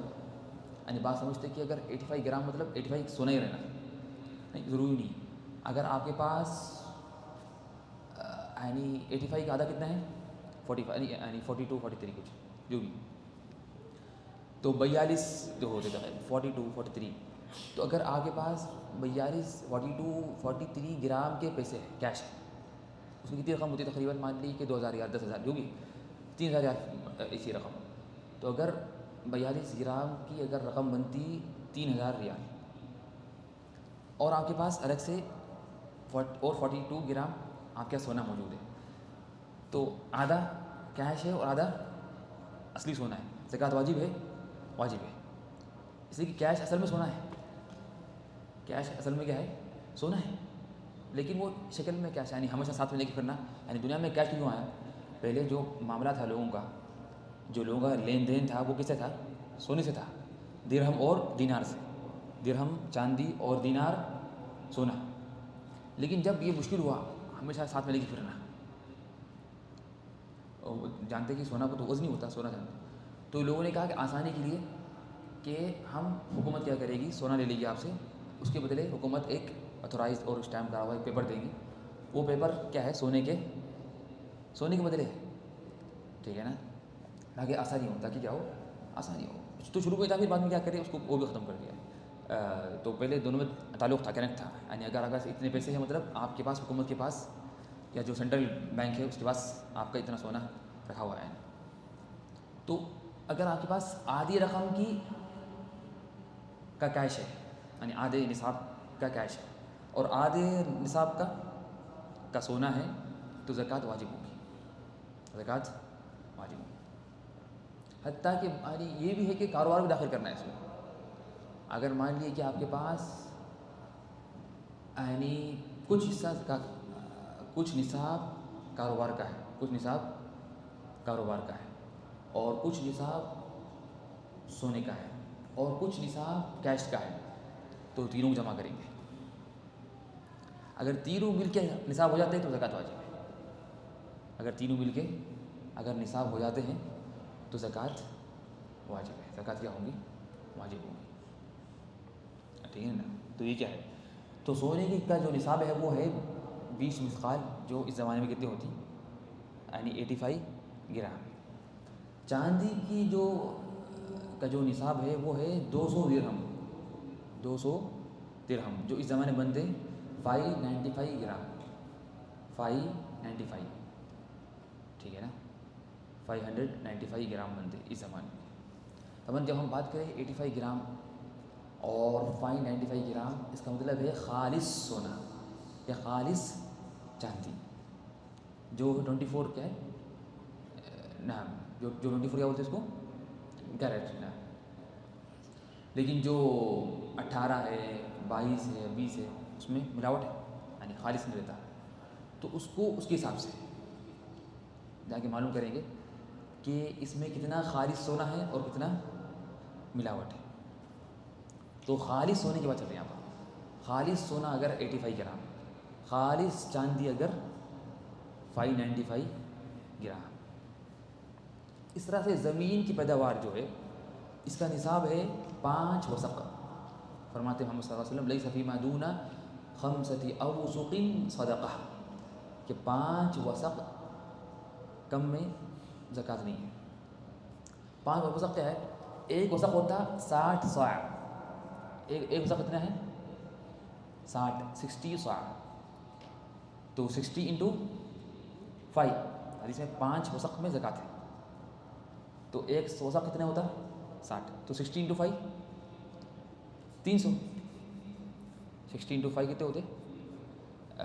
نہیں 60 انٹو 5 یعنی 60 انٹو 5 300. 60 تو ایک وسق میں 60 صاع ہے تو 5 وسق ہے تو 60 انٹو 5 کتنے ہو گئے؟ 300 صاع. 300 صاع ہو جائیں گے. 300 صاع. ٹھیک ہے نا. اور صاع جانتے ہیں آپ لوگ؟ صاع کیا ہے؟ جو نکالتے ہیں کہاں پر؟ جو نکالتے فطرانے میں. جو زکوٰۃ الفطر میں ہر مسلمان پر 1 صاع فرض ہے. وہ کتنی ہے؟ 2.5 کلو 2 2.5 3 ایسا آگے پیچھے ہوتے رہتے. یعنی کیوں سوال ہے کہ کیوں صاع جو ہے صاع کی مقدار الگ ہوتی رہتی ہے؟ یعنی ایک فکس کیوں نہیں ہے 2.5 کلو 3 کلو؟ اس لیے کہ صاع یہ کلو نہیں ہے، یہ ایک پیالے میں کتنا آتا ہوتا ہے. تو صاع کا مطلب یہ ہے کہ اگر یہ 1 صاع ہے، اس میں جتنا آ گیا وہ 1 صاع ہے. اگر میں اس پیالی میں یا اس جو کپ میں اگر میں مٹی ڈالا، پھول بھر دیا، اس کا ویٹ کرے کہ تو اس کا ویٹ الگ نکلتا. اگر اس میں کھجور ڈال کے بھر دیا، کھجور ویٹ کرا، اس کا الگ ویٹ نکلتا. اگر میں اس میں پتھر ڈال دیا، ویٹ کرا تو الگ نکلتا. حالانکہ پورے 1 صاع ہے. یعنی 1 صاع مطلب 1 کپ بھر کے، لیکن ہر ایک کا ویٹ الگ رہتا نا. تو صاع کا مطلب یہ ہے کہ صاع مطلب محمد صلی اللہ علیہ وسلم کے زمانے میں 1 صاع ہے، 1 تھا. اس اگر وہ بھر جائے تو وہ تو اس کیا بولتے ہیں؟ صاع. تو اس لیے ہم کبھی کیا ہوتا ہے کہ نا، حتیٰ کہ چاول میں خود کچھ چاول کا صاع الگ رہتا ایک ویٹ میں. کیوں؟ بعض چاول موٹے رہتے، بعض باریک رہتے، بعض لمبے، بعض میں پانی زیادہ، بعض میں پانی کم. تو یہ چیزیں سب کا اثر کرتی. اس لیے صاع کا ایک ویٹ نہیں ہو سکتا، کبھی بڑھتا کبھی کم ہوتا. تو لیکن اہل علم نے بیان کیا کہ اس زمانے میں زمین کی پیداوار کا جو نصاب ہے تقریبی وہ ہے 612 کلو.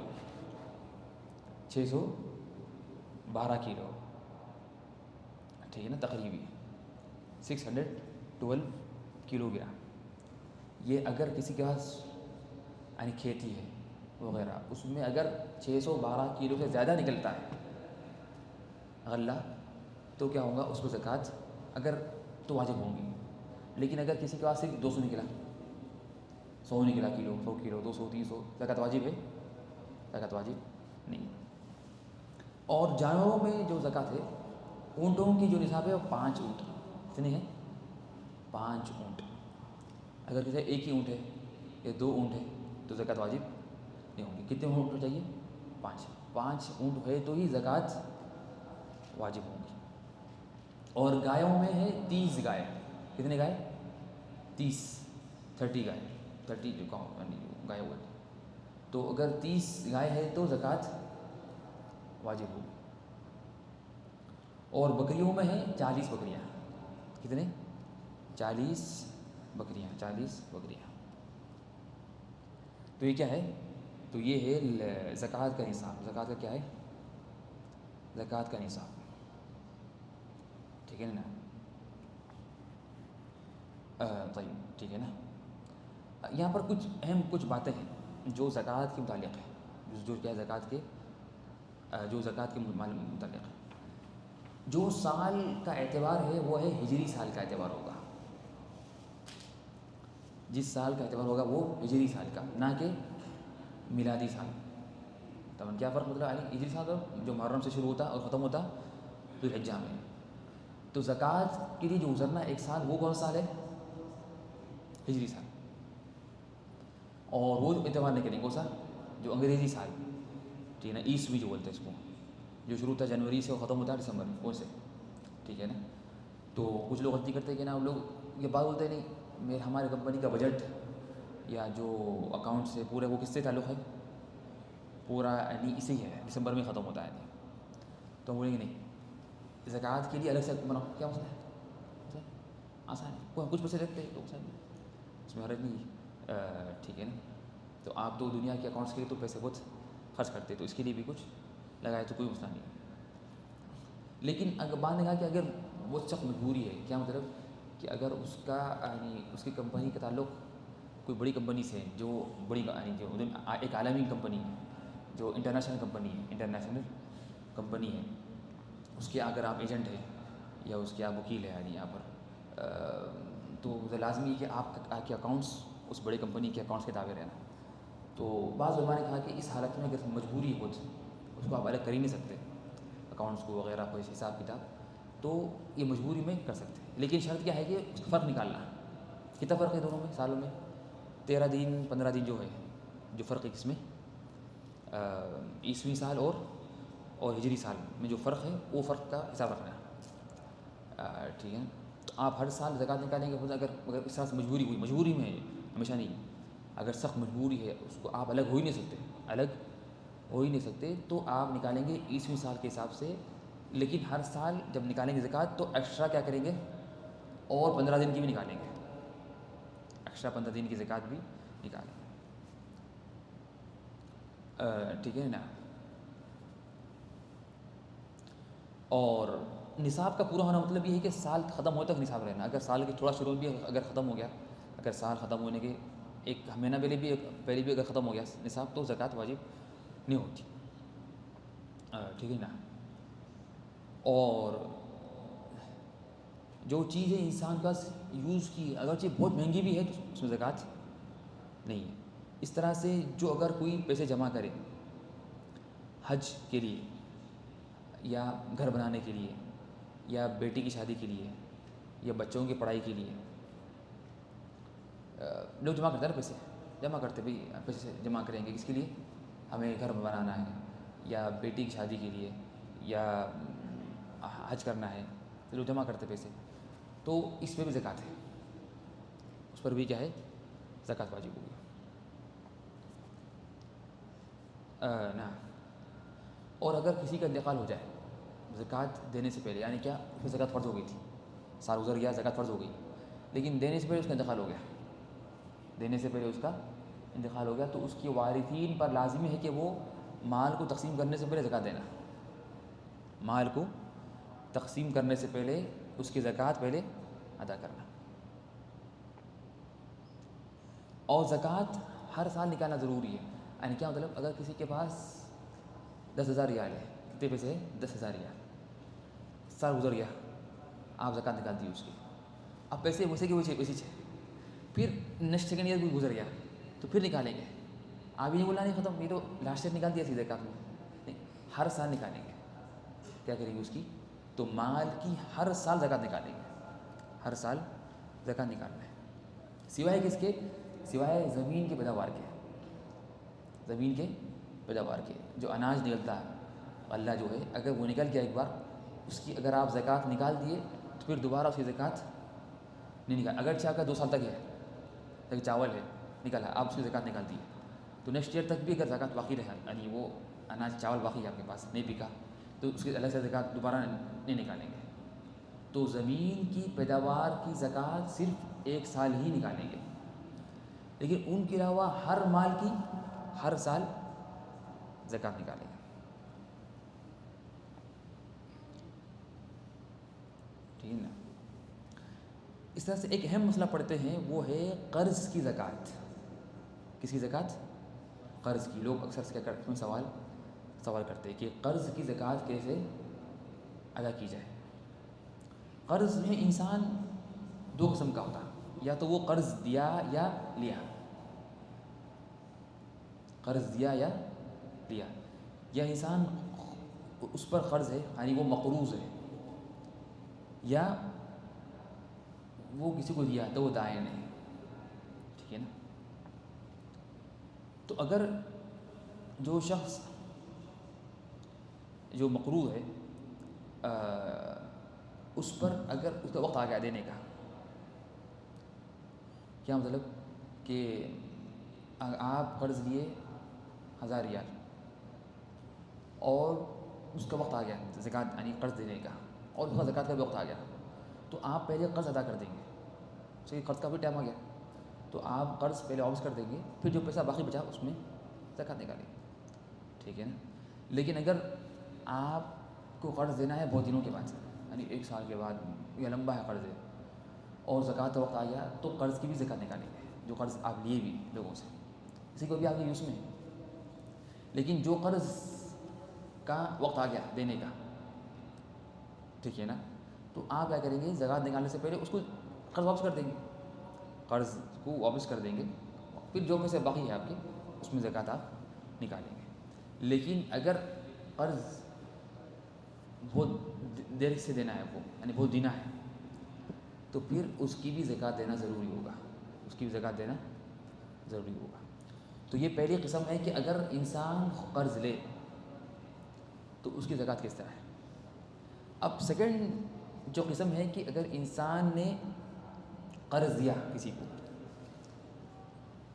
کیا کیا قرض دیا، تو جو دائن ہے، جو کیا ہے صورت دائن، جس نے کسی کو قرض دیا، اس میں تفصیل ہے. پہلی حالت یہ ہے کہ اگر آپ کو قرض واپس ملنے کی امید ہے، کہ جس کو آپ نے زکوٰۃ دیا وہ مالدار ہے اور معلوم کہ واپس کرے گا بھائی، تو آپ کیا کریں گے اس کی ہر سال زکوٰۃ نکالیں گے. اگرچہ آپ کے پاس پیسے بھی نہیں ہیں، لیکن اصل تو آپ ہی سے وہ ملنے والے آپ کو، تو گویا کہ وہ آپ کے پاس ہے، گویا کہ وہ آپ کے پاس ہے، تو اس کی زکوٰۃ نکالیں گے، اس کی زکوٰۃ نکالنا ضروری ہے. اور بعض نے کہا کہ نا اس میں آپ تاخیر کر سکتے پیسے ملے تک، لیکن جب پیسے مل جائیں گے واپس تو پورے سالوں میں زکوٰۃ نکالیں گے. یعنی اس میں ایک آپشن یہ ہے کہ آپ تاخیر کر سکتے ہیں، یعنی اگر آپ نے آپ کے پاس تھے یعنی 20,000 ریال اور اس سے آپ نے 5,000 قرضہ دیے کسی کو، آپ کی کتنی رقم ہے 20,000 ریال، اس میں سے آپ نے 5,000 دیے کیا یہ کسی کو قرض دیا، تو اصل تو یہ کہ آپ سال کے آخری میں 20 کی نکالنا زکوٰۃ نکالیں گے 20,000 کی. لیکن ایک آپشن یہ بھی ہے کہ آپ کیا کرنا 5 کی نہیں نکالنا، صرف خالی کی نہیں، صرف 5 کی نہیں نکالنا. پھر کیا کرنا اس کے بعد جب ملے بعد جتنے سالوں کی نہیں نکالے 5 کی، اس کی پوروں کے ساتھ میں نکالنا، اس کی پوروں کے ایک ساتھ میں نکال دینا، ٹھیک ہے نا. لیکن اصل تو کیا ہے کہ آپ ساتھ میں نکال دیں، ساتھ میں نکال دیں. اور جو سیکنڈ حالت یہ ہے کہ جو قرض دیا کسی کو، کہ اگر قرض واپس ملنے کی امید نہیں ہے، یعنی کسی کو قرض دیے اور یعنی وہ شخص معلوم کہ بہت کیا ہے اس کی حالت ٹھیک نہیں ہے، یعنی وہ مشکل دینا، یا اس کی حالت ہے قرض لیتا واپس نہیں کرتا، یا آپ کو بولا کہ بھول جاؤ ختم، ٹھیک ہے نا، تو ایسا کہ نا ٹھیک ہے نا، تو یا آپ جو کرنا ہے کر لو، میں نہیں دوں گا واپس، یعنی بس ٹھیک ہے نا. اور حقیقت میں یہ بری بات ہے، قرض انسان لے تو واپس کرے، پہلے قرض لے ہی نہیں. بالکل قرض لینا کیا ہے، رات میں ٹینشن اور دن میں ذلت ہے، ہم باللیل و ظلم بالنہار. قرض کیا ہے، رات میں ٹینشن کا باعث اور دن میں ذلت کا باعث، کہ آپ چکو کے پھرتے ہیں. یعنی اگر دیکھ لیا تو انہیں بولیں گا کہاں ہے پیسے لاؤں میاں، کہاں ہے، تو تم نے دیے ابھی تک، تو انسان دن میں چپ کی پھرتا، تو دن میں ذلت ہے قبائث ہے، اور رات میں ٹینشن کا کہ قرض واپس کرنا ہے وغیرہ. اور قرض اللہ کبھی معاف نہیں کرے گا. اور شہید کے سب گناہ معاف ہیں سوائے قرض کے. شہید بھی ہو جائے، یعنی اللہ کے راستے میں جہاد بھی کیا اور مارا گیا، اس نے جان دے دی، قرض واپس اگر قرض ہے تو معاف نہیں ہوگا، قرض معاف نہیں کرتا ہے، ٹھیک ہے نا. تو قرض بہت خطرناک چیز ہے. تو چاہیے کہ انسان بالکل مجبوری میں قرض لے، اور اتنا لے جو اس کی ضرورت ہے، پھر کوشش کرے کہ فوری واپس کرنے کی کیا کرے، کوشش کرے. اور نیت رہے، یعنی بعض لوگوں کی نیت ہی نہیں واپس کرنے کی. حدیث میں ہے کہ جو لوگوں کا پیسہ لے اور اس کی نیت ہے واپس کرنے کی، تو اللہ اس کی مدد بھی کرے گا. اور جو پیسے لے ختم، یعنی وہ اور واپس کرنے کی نیت بھی نہیں ہے، تو اللہ اس کی مدد بھی نہیں کرے گا، اللہ اس کی مدد بھی نہیں کرے گا۔ تو آج کل لوگ کیا ہے، آج کل یہ بہت ہو گیا، قرض لیتے ختم، اس نیت سے لیتے کہ ختم واپس نہیں کرنا ہے، یعنی قرض دو بول کے لیتے پھر بعد میں سمجھتے کہ ختم، یہ نہیں بھول جاتے، پھر اگر بولے تو بھی پھر ارے کیا ہے، کون سے پیسے کہاں ہے، ہاں الٹا ہوا ہے، حالانکہ ہم نے احسان کیا ان پر، وہ پیسے دیے تو الٹا بولتے کہ بھائی کیا مگر تم، ٹھیک ہے نا، تو یہ کیا ہے، غلط بات ہے، اسی نے مجھے، ٹھیک ہے نا۔ تو اگر جن کو آپ نے قرض دیا اور ان سے واپس آنے کی امید نہیں ملے گی تو اس کی آپ زکوٰۃ نہیں دیں گے، لیکن جب مل جائے تو آپ کیا کریں گے، تو اس میں بعد نے کہا کہ پورے سالوں کے دیں گے، اور بعد نے کہا کہ ایک سال کے دیں گے، جو اس میں دو رائے ہیں یعنی علماء کی، ٹھیک ہے نا۔ تو بہتر یہ کہ پورے سالوں میں دے دیں، اور زکوٰۃ کم ہے حقیقت میں، یعنی کچھ لوگ زکوٰۃ دینے میں بہت پیچھے ہٹتے ہیں، حالانکہ زکوٰۃ بہت کم، اسلام میں کتنی فرض کی زکوٰۃ، صرف 2.5%، 2.5، یعنی اگر 100 ریال میں سے کتنے، 10 ریال، اور 1000 میں سے 25، اور 10,000 میں سے 250 ریال، تو بہت ہی کم رقم ہے، یعنی 2.5% کچھ بھی نہیں ہے، ٹھیک ہے نا۔ تو اور اس سے کیا ہوتا ہے، مال پاک ہوتا ہے، زکوٰۃ کا مطلب یہ کہ زکوٰۃ سے مال انسان کا پاک ہوتا۔ تو بعض لوگوں نے، یعنی یہ حدیث نہیں ہے لیکن بعض علماء کے قول میں ہے کہ زکوٰۃ سے مال پاک ہوتا ہے اور صدقے سے، نفل صدقے سے مال بڑھتا ہے، ٹھیک ہے نا۔ تو زکوٰۃ دیں گے تو اس سے آپ کا مال صاف ہوگا، اور صدقہ دیں گے جو نفل صدقہ ہے، یعنی جو زکوٰۃ کے علاوہ ہے، اس سے آپ کا مال میں اضافہ ہوگا انشاءاللہ، برکت وغیرہ آتی نا۔ تو یہ کیا ہے، تو یہ کیا ہے کہ یہ تھا کچھ چاہیے نا، ٹھیک ہے نا۔ اس میں جو چیزیں تھیں جس میں جو کیا ہے کہ جو قرض کے متعلق مسائل، اور آخری میں جو چیزیں ہم جو پڑھیں گے کہ جو چیزوں میں زکوٰۃ نہیں، جیسا کہ ہم پڑھ لیا کہ انسان کی جو استعمال کی چیزیں ہیں، اس طرح سے جو مال نصاب سے کم ہو، زمین کی پیداوار میں زکوٰۃ اس میں نہیں ہے جو سبزی اور پھل ہے، جو میوے اور سبزی، کیوں، یہ باقی نہیں رہتے نا، یہ ایک ہفتہ باقی نہیں رہتے، ختم ہو جاتے، یعنی ان کی سڑ جاتے، تو جو ویجیٹیبلس اینڈ فروٹس میں زکوٰۃ نہیں ہے، اس میں ویجیٹیبلس یعنی سبزی اور میوے، اس میں زکوٰۃ نہیں، ٹھیک ہے نا۔ اور اس طرح سے نا جو قیمتی جواہر ہے جیسا کہ یاقوت، موتی وغیرہ وغیرہ، اس میں زکوٰۃ نہیں ہے، زکوٰۃ صرف سونا اور چاندی پہ ہے۔ اور ایک آخری جو مسئلہ ہے کہ اگر آپ کے پاس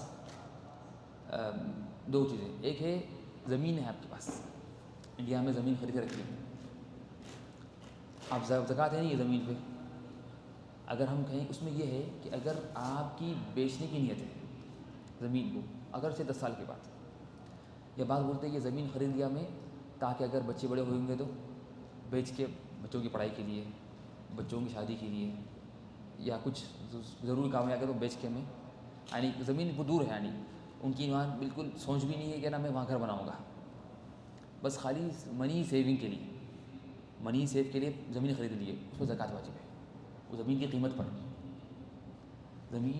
زکوٰۃ واجب ہے، یہ نہیں کہ زمین کتنے خریدے کی تھے، نہیں، اس وقت جب زکوٰۃ فرض واجب ہوتی، اس وقت زمین کی کتنی ہوتی قیمت، اس کی زکوٰۃ دیں گے، ٹھیک ہے نا، زکوٰۃ دیں گے، کیوں، یہ زکوٰۃ آپ کو زمین بیچنے کے لیے، آپ اس کو استعمال کے لیے یوز نہیں کر رہے زمین کو، یہ زمین آپ کی استعمال کے لیے نہیں ہے، بلکہ زمین یہ آپ اس کو بیچنے والے ہیں، لیکن ہاں ابھی نہیں ہے، 10 سال کے بعد، 20 سال کے بعد نیت ہے بیچنے کی تو زکوٰۃ دینا ہے، لیکن اگر آپ کیا کریں، زمین پہ بنا دی بلڈنگ اور کرائے پہ لے دی، دکانیں بھی کرائے پہ ہیں اور فلیٹس بھی کرائے پہ ہے، تو کرائے پہ زکوٰۃ ہوگی، نہ کہ زمین کی قیمت پر،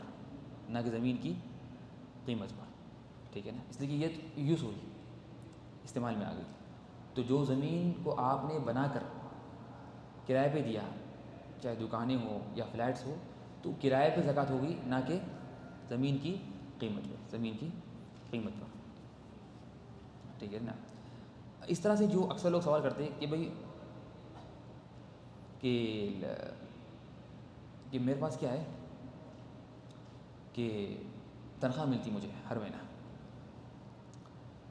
اب تنخواہ ملی اور کبھی کچھ مہینہ باقی رہتے پیسے, کبھی مہینہ پورے ختم ہو جاتے, کبھی الٹا کم پڑتے, تو اس میں زکوٰۃ کیسے نکالیں گے؟ اصل یہ ہے کہ آپ کو ہر تنخواہ الگ چیز ہے, ہر تنخواہ الگ مال ہے, ہر تنخواہ الگ مال ہے. تو آپ کو اگر یہ تنخواہ ملی, اگر تنخواہ فوراً آپ کی ہے 5,000 ریال, کتنی تنخواہ ہے؟ 5,000 ریال. تو ہر مہینہ جو تنخواہ ملیں گی وہ الگ مال ہے, وہ الگ مال ہے. تو اصل یہ ہے کہ آپ ہر مہینہ جو پیسے ملیں اس کا الگ حساب کرنا, پھر دیکھنا کہ کتنے پیسے خرچ ہوئے اور کتنے باقی بچے, اور جو پیسے باقی بچے وہ 1 سال تک باقی ہے یا نہیں ہے, یہ بیچ میں خرچ ہو گئے. لیکن یہ مشکل کام ہے, بہت مشکل کام ہے, اس لیے کہ ہر مہینہ جو تنخواہ ملتی اس کو رکھنا, پھر دیکھنا کہ کتنے خرچ ہوئے اس تنخواہ میں سے, کتنے باقی بچے, اور جو باقی بچے پیسے وہ کیا سال ختم ہونے سے پہلے تک خرچ ہوئے یا نہیں ہوئے. بہت مشکل کام. اکثر کیا ہوتا ہے آج کل لوگوں کے اکاؤنٹ میں پیسے آئے تھے تو ختم, بس اکاؤنٹ میں پیسے آئے, پہلے کچھ تھے بڑھتے آتے, پہلے سے کچھ تھے. تو اس کا جو حل یہ ہے, ایک تو طریقہ یہ کہ آپ یہ کرنا, یہ اصل ہے, اگر کر سکتے تو آپ کریے, اچھی بات ہے. اگر آپ کر سکتے کہ ہر تنخواہ کو الگ کا الگ حساب کر سکتے, ہر تنخواہ کا الگ حساب کر سکتے تو بہت اچھی بات ہے. لیکن یہ مشکل ہے. اگر مشکل ہے تو آپ کیا کرنا, سال میں 1 دن فکس کرنا, سال بھر میں 1 دن مقرر کرنا اور فکس کرنا. پھر کیا کرنا, اس دن جتنی آپ کے پاس رقم ہے اس سے زکوٰۃ دے دینا. اس میں آسانی ہے, اس میں آسانی ہے اور اس میں احتیاط ہے. آسانی یہ ہے کہ اس میں آپ گارنٹی ہے کہ آپ کا 1 ریال زکوٰۃ میں کچھ کم نہیں ہوگی, اور احتیاط بھی ہے کہ ان کی زیادہ ہو سکتی ہے, اور اچھی بات ہے, صدقہ ہو جائے گا. ٹھیک ہے نا, ضروری ہے کہ زکوٰۃ اتنی فرض اتنی نکالنا. تو اس میں آسانی ہے بہت, تو یہ بہتر ہے. اور یہ صحابہ کرام سے عمل چلتے آ رہا کہ کیا کرتے, وہ سال میں 1 دن فکس کر لیتے, پھر اس دن ہر سال اس دن جتنا پیسہ آئے انسان کے پاس اس کی زکوٰۃ نکال دینا. ممکن ہوگا اس دن آپ کے پاس کچھ ایسے پیسے بھی ہیں جو صرف لاسٹ مہینے ملے, لیکن اس کی بھی نکال دینا. کیوں نکالنا؟ اس سے کہ ممکن ہے کہ نیکسٹ ایئر تک اس کا 1 سال ہو جائے گا, اگلے سال تک اس کا 1 سال ہو جائے گا. ٹھیک ہے نا. تو آسان طریقہ یہ ہے کہ انسان کیا کرے, سال بھر میں 1 دن فکس کر لے. اور کچھ سمجھتے ہیں کہ رمضان میں ضروری ہے, نہیں ضروری نہیں, کبھی شعبان میں ہو, شوال میں ہو, رجب میں ہو, محرم میں ہو, کبھی بھی کوئی سال میں 1 دن فکس کر لینا. اس دن چیک کرنا کہ میرے پاس کتنے پیسے ہیں, بینک بیلنس کتنا ہے, کچھ زمینیں تو نہیں ہے, سونا چاندی ہے گھر پہ, کاروبار کا کچھ پیسے ہے, کچھ سیونگ ہے, کچھ کیش ہے, کچھ بینک میں ہے, کچھ وہاں ہے, کچھ وہاں ہے. جو بھی پیسے ہے سب جمع کر کے اس کی زکوٰۃ نکال دینا. اور دیر نہیں کرنا, یعنی زکوٰۃ کو 1 دن بھی دیر کرنا حرام ہے, 1 دن بھی. اس لیے بہتر ہے کہ اگر آپ نے فکس کیا دن شعبان کی 15 تاریخ یا شعبان کی 10 تاریخ پر, تو کوشش کرنا کہ 5 شعبان کو ہی نکال دینا. بھی نہیں کیا بولیں 10 کو نکالوں گا تو شاید 10 کو کوئی نہیں ملا فقیر, یا کچھ کوئی ضروری کام آ گیا اچانک, دن نکل گیا تو گناہ ملیں گا. تو زکوٰۃ ادا کرنے میں 1 دن بھی تاخیر کرنا یہ حرام. لیکن زکوٰۃ کو جلدی کر سکتے ہیں, بلکہ اگر آپ 2 سال بھی دے دی کوئی مسئلہ نہیں. پہلے اگر زکوٰۃ کو 2 سال پہلے بھی دے دی زکوٰۃ چلتا, یعنی اگلے 2 سال کی پہلے دے دیے چلتا, مسئلہ نہیں. اور یہ کیا محمد صلی اللہ علیہ وسلم نے کیا کیا تھا, اپنے چاچا عباس رضی اللہ عنہ کی 2 سال کی زکوٰۃ دے دی تھی, 2 سال کی زکوٰۃ دے دی تھی. تو لیکن تاخیر 1 دن بھی حرام ہے, 1 دن بھی, لیکن جلدی کر سکتے ہیں 1 سال بھی یا 2 سال بھی. تو یہ کیا تھا, زکوٰۃ کے کچھ مسائل تھے, اور بہت سے مسئلے باقی, لیکن انشاءاللہ کافی. ابھی ہم کیا کریں گے, صرف 5 منٹ میں کچھ سیرت کے مسئلے پڑھ لیں گے, سیرت کے.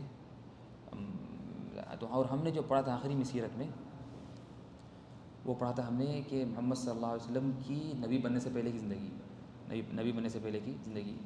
تو محمد صلی اللہ علیہ وسلم نبی بننے سے پہلے کبھی بھی کوئی حرام کام نہیں کیا، حتیٰ کہ ایک دفعہ محمد صلی اللہ علیہ وسلم کوئی گانے کی محفل میں شریک ہو گئے تھے تو ان کو نیند لگ گئی تھی. پھر محفل ختم ہونے کے بعد ان کی نیند بیدار ہو جاگے تاکہ ان کے کان میں کوئی حرام کام نہیں پڑنا. تو یہ کیا تھا کہ نا، اور اس طرح سے جو ہم نے پڑھا تھا پچھلی کلاس میں، جب سب کی عمر تھی 35 سال تو کعبے کا مسئلہ آیا تھا، کعبے وغیرہ کا نام. پھر اس کے بعد محمد صلی اللہ علیہ وسلم کی جب عمر تھی 40 سال، جب محمد صلی اللہ علیہ وسلم نبی بنائے گئے، اور سارے انبیاء کرام 40 یعنی کب بنے نبی؟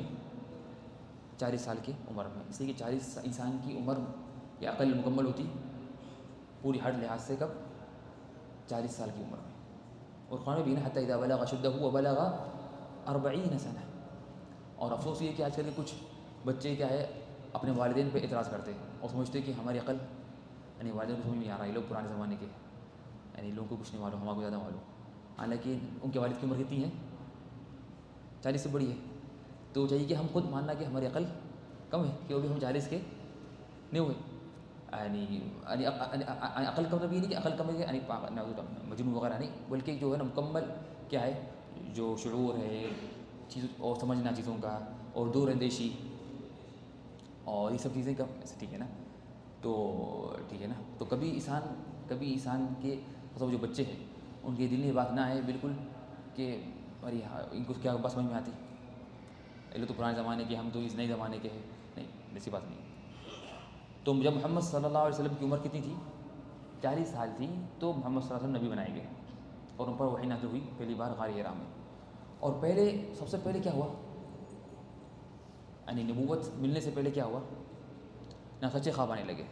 فرماتی ہیں عائشہ رضی اللہ عنہا کہ اول ما بدأ به رسول اللہ من الوحی الرؤیا الصالحہ، کہ سب سے پہلے محمد صلی اللہ علیہ وسلم پر جو شروع ہوئی وحی آنا یا نبوت کے آثار وہ تھے سچے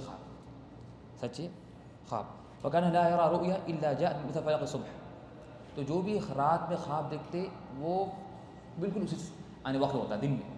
یعنی رات میں دیکھے کہ کل بارش ہوئی، صبح میں ہو دیکھے بارش ہوئی، رات میں دیکھے کہ کچھ حادثہ ہوا تو صبح میں دیکھے وہ حادثہ واقع ہوا.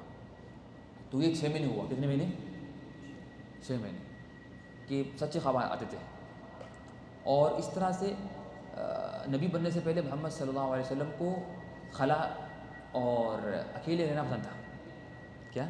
تنہائی میں اکیلے رہنا پسند تھا، ان کو یہ پسند ہوا.